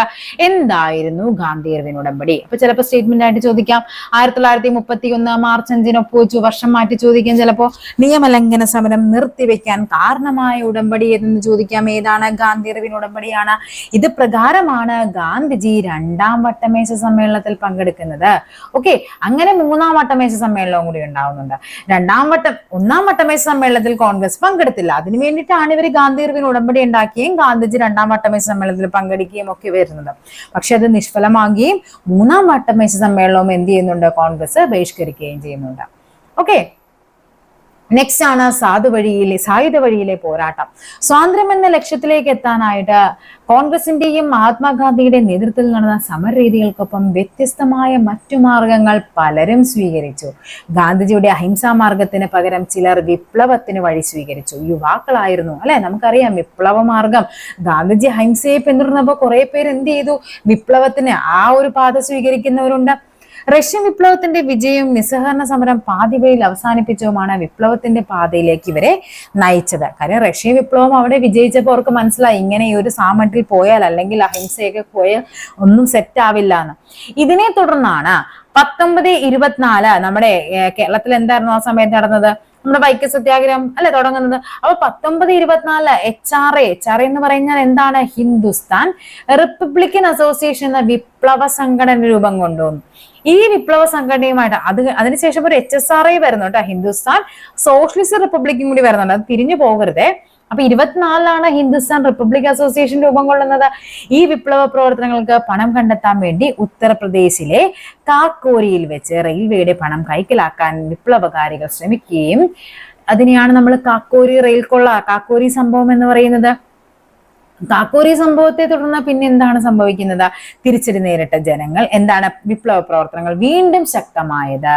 ഭഗത് സിംഗിന്റെ നേതൃത്വത്തിൽ 1928 HSRA 4 വർഷങ്ങൾക്ക് ശേഷം HRA കഴിഞ്ഞിട്ട് ഹിന്ദുസ്ഥാൻ റിപ്പബ്ലിക് അസോസിയേഷൻ കഴിഞ്ഞിട്ട് ഏകദേശം ഒരു 4 വർഷങ്ങൾക്ക് ശേഷമാണ് ഹിന്ദുസ്ഥാൻ സോഷ്യലിസ്റ്റ് റിപ്പബ്ലിക് അസോസിയേഷൻ വരുന്നത്. ആരുടെ നേതൃത്വത്തിൽ? നമ്മുടെ ഭഗത് സിംഗിന്റെ നേതൃത്വത്തിൽ. ഭഗത് സിംഗിന്റെ നേതൃത്വത്തിൽ വിപ്ലവകാരികൾ നടത്തിയ പ്രധാന പ്രവൃത്തികളായിരുന്നു ഒന്നെന്താ? ലാലാ ലജ്പത് റായുടെ മരണത്തിലേക്ക് നയിച്ച ലാത്തിച്ചാർജിൽ പങ്കാളികളായ സാൻഡേഴ്സൺ എന്ന പോലീസുകാരനെ വെടിവെച്ചു കൊന്നു. കേന്ദ്ര നിയമനിർമ്മാണ സഭയിലേക്ക് ബോംബെറിഞ്ഞു. ഈ 2 സംഭവങ്ങളും നടന്നിട്ടുണ്ട്. അതിനു മുമ്പ് നമ്മുടെ കാക്കോരി നോക്കട്ടെ. ആയുധങ്ങൾ വാങ്ങാൻ പണം കണ്ടെത്തണം. അപ്പൊ ഈ 1924 നമ്മൾ പറഞ്ഞു HRA വന്നു അല്ലെ, ഹിന്ദുസ്ഥാൻ റിപ്പബ്ലിക് അസോസിയേഷൻ വിപ്ലവ സംഘടനയാണ്. അപ്പൊ അവർക്ക് എന്ത് വേണം? വിപ്ലവമാണെങ്കിൽ അവർക്ക് ആയുധം വേണം. ഈ ആയുധം വാങ്ങാനായിട്ട് 1925 ഓഗസ്റ്റ് 9 ഇവരെന്ത് ചെയ്യുന്നുണ്ട്? അതായത് കാക്കോരിയിൽ വെച്ച് ഡൗൺ ടൗൺ ട്രെയിൻ തടഞ്ഞിട്ട് റെയിൽവേയുടെ പണം കൈക്കലാക്കി. അങ്ങനെ കുറെ പേര് അവിടെ അറസ്റ്റിലായി. ആരൊക്കെയാണെന്ന് നോക്കാം. രാം പ്രസാദ് ബിസ്മിൽ, അഷ്റഫ് ഗുള്ളാഖാൻ, രാജേന്ദ്ര ലാഹരി, റോഷൻ സിംഗ് എന്നിവർക്ക് ഈ കേസിൽ നൽകി വധശിക്ഷ നൽകി. ആരൊക്കെയാണ്? രാം പ്രസാദ് ബിസ്മിൽ, അഷ്ഫാ ഗുള്ളാഖാൻ, രാജേന്ദ്ര ലാഹരി, റോഷൻ സിംഗ്. ഓക്കെ ആണല്ലോ. 17 പേർക്ക് തടവ് ശിക്ഷയും ലഭിക്കുന്നുണ്ട്. ഓക്കെ, അതേപോലെ തന്നെ എന്താണ്? ഭഗത് സിംഗ് എന്ത് ആഹ്വാനം നടത്തുന്നുണ്ട്? 1931 യുവ രാഷ്ട്രീയ പ്രവർത്തകർക്കുള്ള സന്ദേശത്തിൽ ഭഗത് സിംഗ് ഇങ്ങനെ പറഞ്ഞു: ഫലത്തിൽ ഞാനൊരു ഭീകരവാദിയായാണ് പ്രവർത്തിച്ചതെങ്കിൽ ഞാനൊരു ഭീകരവാദിയല്ല. എന്താണ്? എനിക്ക് സമാഹരിക്കാവുന്ന മുഴുവൻ ശക്തിയും എടുത്ത് ഞാൻ പ്രഖ്യാപിക്കുന്നു, ഞാനൊരു ഭീകര പ്രവർത്തകനല്ല. ഒരു പക്ഷേ എന്റെ രാഷ്ട്രീയ പ്രവർത്തനത്തിന്റെ തുടക്കത്തിൽ കുറച്ചു നാളൊഴിച്ച് ഞാൻ അങ്ങനെ ആയിരുന്നിട്ടില്ല. അത്തരം രീതികളിലൂടെ നമുക്ക് ഒരു നേട്ടവും കൈവരിക്കാനാകില്ലെന്ന് എനിക്ക് ഉറപ്പുണ്ട്. മതവർഗീയത ദേശീയ പ്രസ്ഥാനത്തിനും രാഷ്ട്രീയത്തിനും നേരെ ഉയർത്തുന്ന അപകടത്തെ പറ്റിയും ഭഗത് സിംഗ് ബോധവാനായിരുന്നു. കോളനിവൽക്കരണം പോലെ തന്നെ അപകടകരമാണ് മതവർഗീയതയെന്നും ആർക്കറിയാമായിരുന്നു? ഈ പറയുന്ന ഭഗത് സിംഗിന് അറിയാമായിരുന്നു. അങ്ങനെ അതിനുശേഷം ഈ പറയുന്ന 1928 1928 HSRA വന്നിട്ട് ഇവരെന്ത് ചെയ്യുന്നുണ്ട്, ലാലാ ലജ്പത് റായ് ഇവരൊക്കെ ശരിക്കും ഇവരെ എന്തായിരുന്നു, സാന്റേഴ്സിനെ വധിക്കുന്നുണ്ട്, നിയമനിർമ്മാണ സഭയിലേക്ക് ബോംബ് എറിയുന്നുണ്ട്. അതിന് കുറെ നാൾക്ക് ശേഷം ഇവരൊക്കെ ഒളിവിലൊക്കെയായിരുന്നു. അതിനെ തുടർന്ന് എന്ത് ചെയ്യുന്നുണ്ട്, ഭഗത് സിംഗ്, രാജ്ഗുരു, സുഖ്ദേവ് എന്നീ ധീര വിപ്ലവകാരികളെ വിവിധ കേസുകളിലായിട്ട് എന്ത് ചെയ്യുന്നുണ്ട്, വിചാരണയ്ക്ക് ശേഷം 1931 മാർച്ച് 23 ഈ പറയുന്ന 3 പേരെ തൂക്കിലേറ്റുന്നുണ്ട്. ആരൊക്കെയാണ്? ഭഗത് സിംഗ്, രാജ്ഗുരു, അതേപോലെ തന്നെ സുഖ്ദേവിനെയും. അക്കാലത്തെ വിപ്ലവ പ്രവർത്തനങ്ങൾ ബംഗാളിലും സജീവമായിരുന്നു. സൂര്യസെന്നിന്റെ നേതൃത്വത്തിൽ വിപ്ലവകാരികൾ ചിറ്റഗോങ്ങിലെ ആയുധപ്പുര കൊള്ളയടിച്ചത് ഭരണകൂടത്തെ ഞെട്ടിച്ചു. വിപ്ലവ പ്രസ്ഥാനങ്ങളുടെ സ്ത്രീകളുടെ പങ്കാളിത്തം ആരൊക്കെയാണ്? പ്രീതി ലതാ വധേദാർ, കൽപ്പന ദത്ത്, ബീന ദാസ്. പഠിച്ചു വെക്കണം കേട്ടോ ഈ 3 പേരും. പ്രീതി ലതാ വധേദാർ, കൽപ്പന ദത്ത്, ബീന ദാസ്. ഓക്കെ, നെക്സ്റ്റ് നമ്മൾ പഠിക്കാൻ പോകുന്നത് CSP പറ്റിയാണ്, അതായത് കോൺഗ്രസ് സോഷ്യലിസ്റ്റ് പാർട്ടി. നമുക്കറിയാം 1917 റഷ്യൻ വിപ്ലവത്തിന്റെ ആശയങ്ങളൊക്കെ നമ്മുടെ വിപ്ലവകാരികൾക്ക് വളരെയധികം പ്രചോദനം നൽകിയതായിരുന്നു. അതേപോലെ തന്നെയായിരുന്നു ഈ പറയുന്ന എന്താണ് സോഷ്യലിസ്റ്റ് ആശയങ്ങളുടെ പ്രചാരണം കോൺഗ്രസ് സോഷ്യലിസ്റ്റ് പാർട്ടിയുടെ രൂപീകരണത്തിലേക്ക് നയിക്കുന്നുണ്ട്.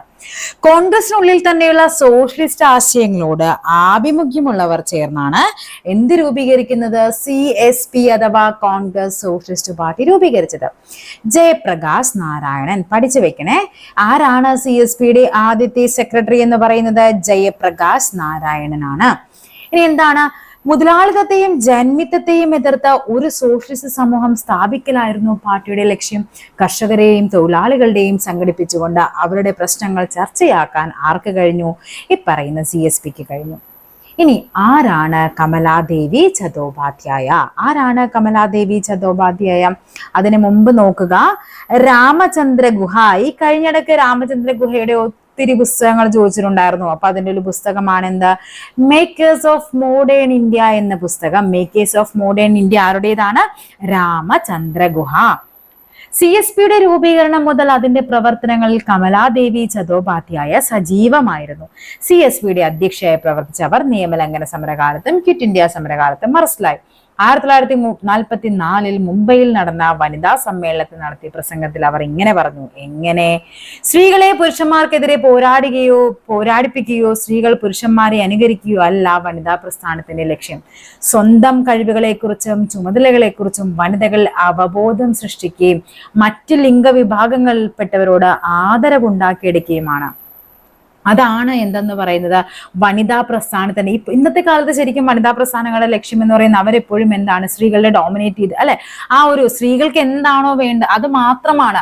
അവിടെ പുരുഷന്മാരെ അവരെന്ത് ചെയ്യുന്നുണ്ട്, പലവരും എന്ത് ചെയ്യുന്നുണ്ട്, താഴ്ത്തിക്കെട്ടി സംസാരിക്കും, അങ്ങനെയൊക്കെ ചെയ്യുന്നുണ്ട്. പക്ഷെ അതല്ല വനിതാ പ്രസ്ഥാനങ്ങളുടെ ലക്ഷ്യമെന്ന് 1944 തന്നെ ആര് പറഞ്ഞിട്ടുണ്ട്? കമലാദേവി ചതോപാധ്യായ പറയുന്നുണ്ട്. അതായത് സ്ത്രീകളുടെ കഴിവുകളെ പറ്റിയും നമ്മുടെ ചുമതലകളെ പറ്റിയൊക്കെ നമുക്കൊരു ബോധം ഉണ്ടാക്കുക എന്നുള്ളത്. അതേപോലെ തന്നെ മറ്റു ലിംഗ, അതായത് പുരുഷന്മാരായിക്കോട്ടെ അല്ലെ, മറ്റു ലിംഗത്തിൽപ്പെട്ടവരോട് എന്താണ്, അവരോട് ആദരവ് ഉണ്ടാക്കിയെടുക്കുകയുമാണ് ലക്ഷ്യം എന്ന് പറഞ്ഞതാണ് ആര്? കമലാദേവി ചതോപാധ്യായ. ഏത് പുസ്തകം? Makers of modern India. ആരുടേത്? രാമചന്ദ്ര ഗുഹയുടേത്. അടുത്തതാണ് കർഷക മുന്നേറ്റങ്ങൾ വരുന്നത്. സ്വാതന്ത്ര്യ സമരത്തെ ശക്തിപ്പെടുത്തുവാൻ കർഷകരുടെ പങ്കാളിത്തം അല്ലെ, നമുക്കറിയാം ഏറ്റവും കൂടുതൽ ദുരിതം അനുഭവിച്ചു വരുന്ന ആരായിരുന്നു? കർഷകരായിരുന്നു. അതായത് അമിതമായ നികുതി ഉണ്ടായിരുന്നു, ജന്മിമാരുടെ ചൂഷണം ഉണ്ടായിരുന്നു, കുടിയൊഴിപ്പിക്കൽ ഉണ്ടായിരുന്നു. അങ്ങനെയാണ് 1920-കളിൽ കിസാൻ സഭകൾ രൂപീകരിച്ച് കർഷകർ സംഘടിച്ചു തുടങ്ങിയത്. അക്കാലത്ത് ഉത്തർപ്രദേശിലെ അവധ് മേഖലയിൽ നടന്ന കർഷക മുന്നേറ്റമാണ് എന്തെന്നറിയപ്പെട്ടത്? ഐക്യപ്രസ്ഥാനം എന്നറിയപ്പെട്ടത്. പഠിച്ചു വെക്കണം, ഐക്യപ്രസ്ഥാനം. 1936 എന്ത് വരുന്നു? അഖിലേന്ത്യാ കിസാൻ സഭ. അഖിലേന്ത്യാ കിസാൻ സഭ രൂപീകരിക്കുന്നുണ്ട്. ഓക്കെ, അതെന്താണ്? അതേപോലെ തന്നെ 40-കളിൽ നടന്ന കർഷക സമരങ്ങൾ സ്വാതന്ത്ര്യം എന്ന ലക്ഷ്യത്തിലേക്ക് എത്തുന്നതിന് സഹായിച്ച പ്രധാന ഘടകമായിരുന്നു. പിൽക്കാല കർഷക സമരങ്ങളിൽ പ്രധാനപ്പെട്ടവയാണ് ബംഗാളിലെ തേബാഗ സമരം, ആന്ധ്രയിലെ തെലങ്കാന സമരം. ഈ തേബാഗ എവിടെയാണെന്ന് ചോദിച്ചിട്ടുണ്ട്. എവിടെയാണ്? ബംഗാളിലാണ്. ചമ്പാരൻ എവിടെയായിരുന്നു? ബീഹാറിലാണ്. ഗേദ എവിടെയായിരുന്നു? ഗുജറാത്താണ്.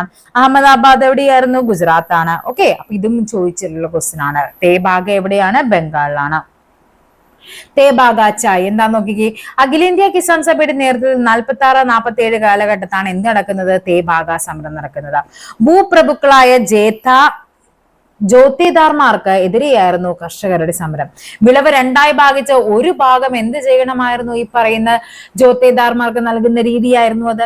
വിളവിനെ മൂന്നായി ഭാഗിക്കണമെന്നും 2 ഭാഗം തങ്ങൾക്ക് വേണമെന്നും എന്താണ് ആ ഒരു സമരമായിരുന്നു. ഓക്കെ, 2 ഭാഗം തങ്ങൾക്ക് ലഭിക്കണമെന്ന് പറഞ്ഞ് നടത്തിയ ഒരു സമരമായിരുന്നു അത്. അതായത് അതിന്റെ മുദ്രാവാക്യം എന്തായിരുന്നു? തേബാഗാച്ചായ് എന്ന് പറഞ്ഞാൽ എന്താണ്? 2/3 ഭാഗം ഞങ്ങൾക്ക് വേണം.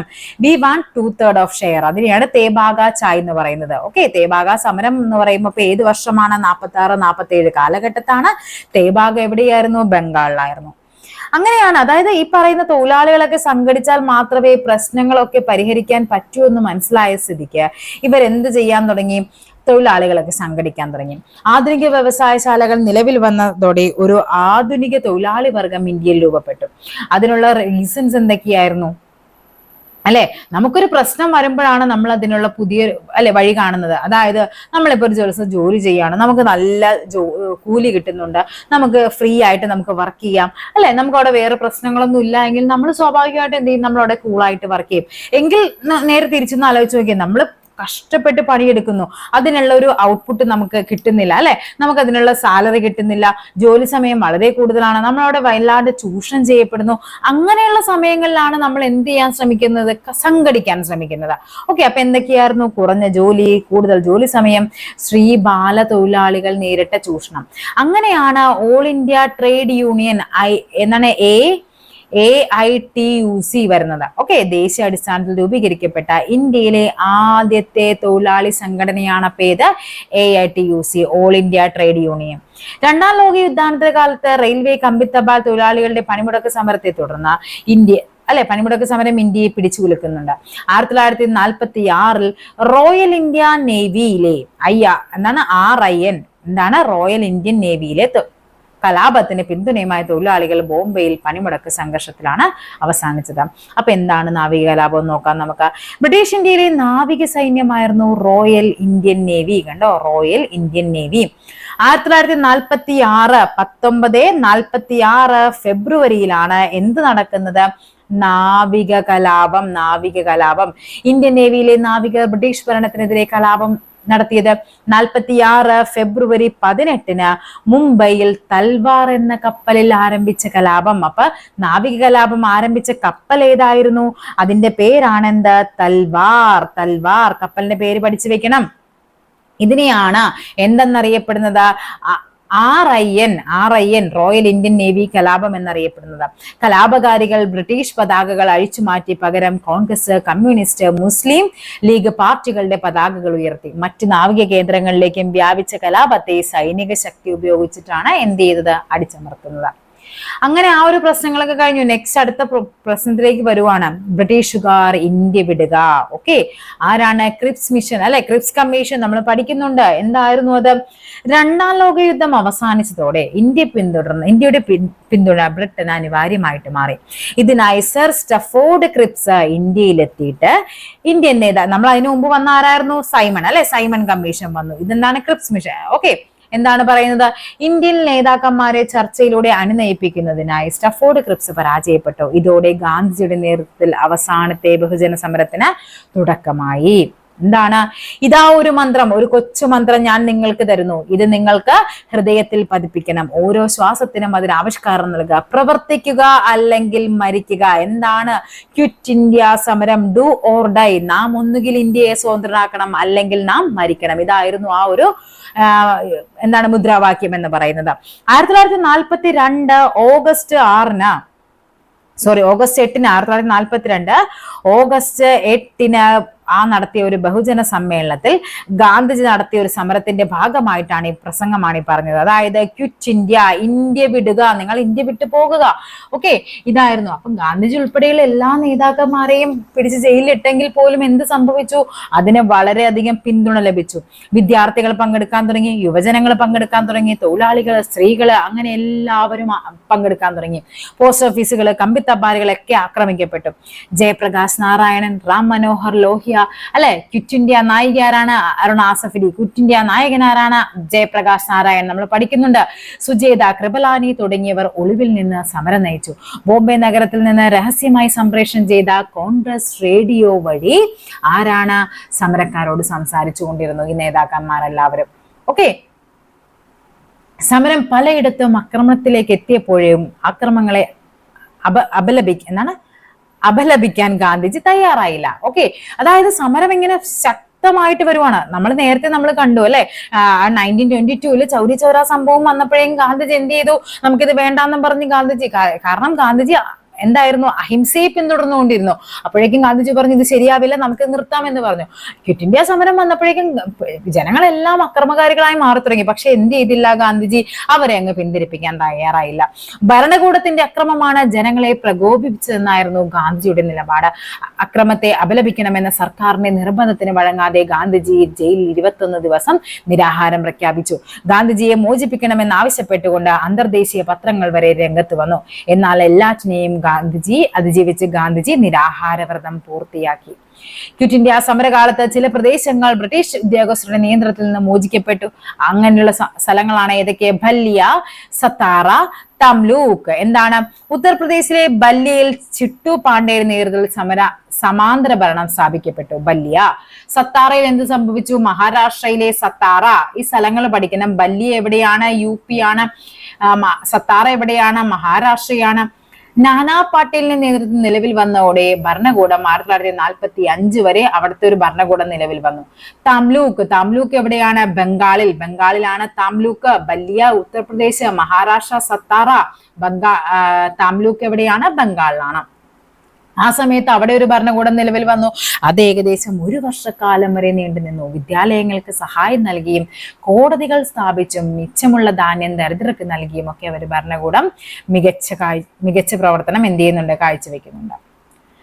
സ്വാതന്ത്ര്യം എന്നത് അടിയന്തര ലക്ഷ്യമാക്കി മാറ്റി എന്നാണ് ക്വിറ്റ് ഇന്ത്യ സമരത്തിന്റെ പ്രാധാന്യം. അധികാര കൈമാറ്റം അനിവാര്യമായി തുടർന്നുള്ള സംഭവവികാസങ്ങൾ ഇക്കാര്യം അടിവരയിട്ടു. നമുക്ക് നോക്കാം എന്തൊക്കെയാണെന്നുള്ളത്. ഡൽഹി ചലോ. ഇന്ത്യയുടെ സ്വാതന്ത്ര്യത്തിനുള്ള അവസാന യുദ്ധം ആരംഭിച്ചിരിക്കുന്നു. രാഷ്ട്രപിതാവേ, ഇന്ത്യയുടെ മോചനത്തിനായുള്ള ഈ വിശുദ്ധ യുദ്ധത്തിൽ ഞങ്ങൾ അങ്ങയുടെ അനുഗ്രഹങ്ങൾ തേടുകയാണ്. 1944 ജൂലൈ 6 ആസാദ് ഹിന്ദ് റേഡിയോ വഴി സുഭാഷ് ചന്ദ്രബോസ് ഗാന്ധിജിയെ അഭിസംബോധന ചെയ്ത് നടത്തിയ പ്രസംഗമാണ് പറഞ്ഞത്. ഓക്കെ. ഇന്ത്യയുടെ സ്വാതന്ത്ര്യത്തിനായി തികച്ചും വേറിട്ട വഴി സ്വീകരിച്ച ഒരു നേതാവായിരുന്നു സുഭാഷ് ചന്ദ്രബോസ് അല്ലെ. INA, ഇന്റർനാഷണൽ ആർമി ഒക്കെ വരുന്നത്.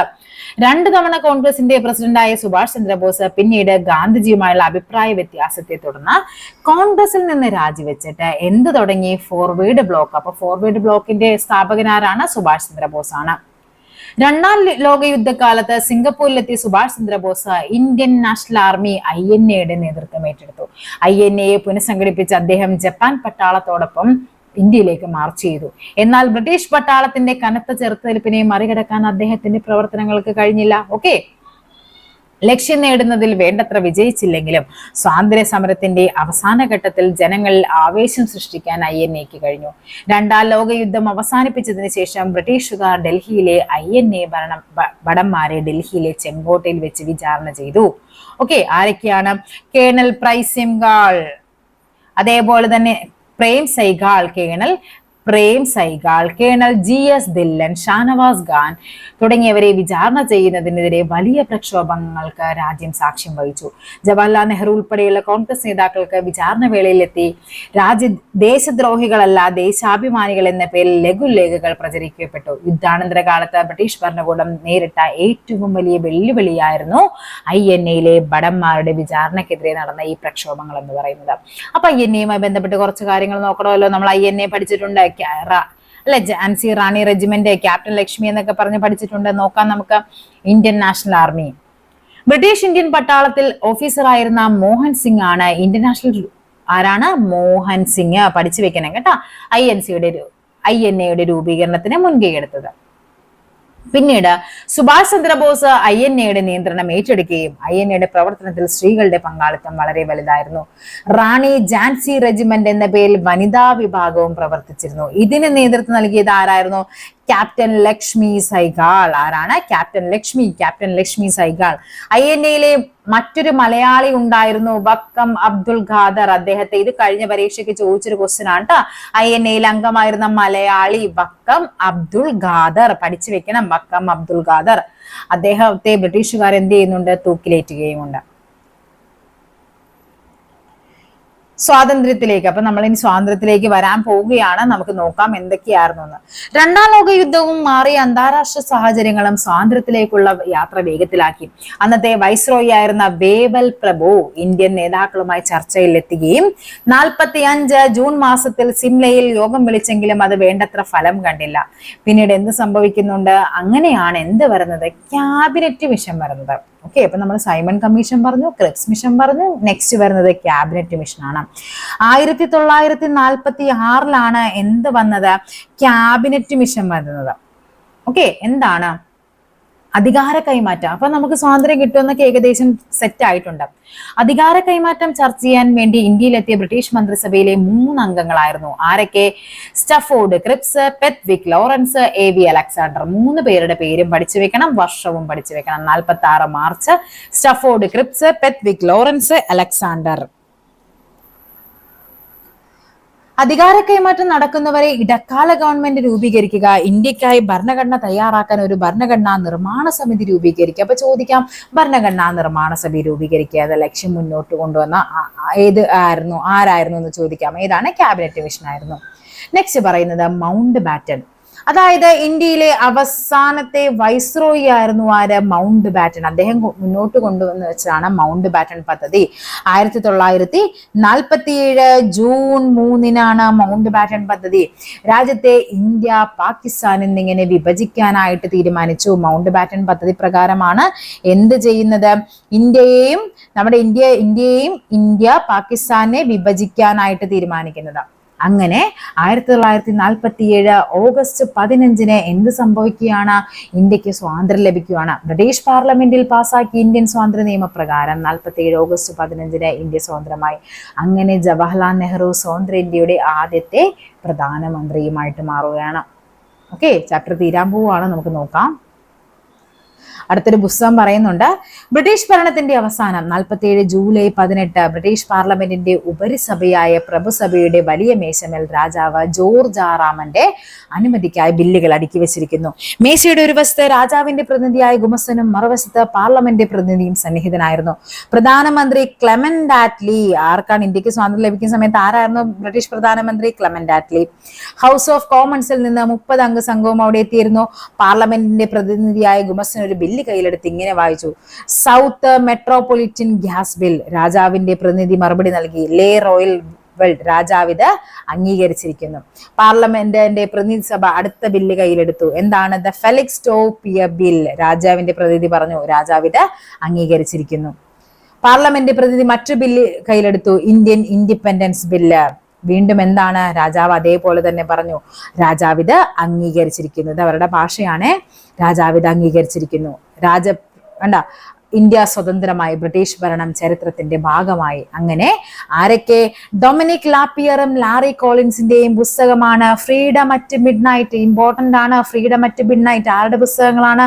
Dominic Lapierre and Larry Collins. പഠിച്ചു വെച്ചോ, ഡൊമിനിക് ലാപ്പിയർ ആൻഡ് ലാറി കോളിൻസിന്റെ പുസ്തകമാണ് ഫ്രീഡം അറ്റ് മിഡ് നൈറ്റ്.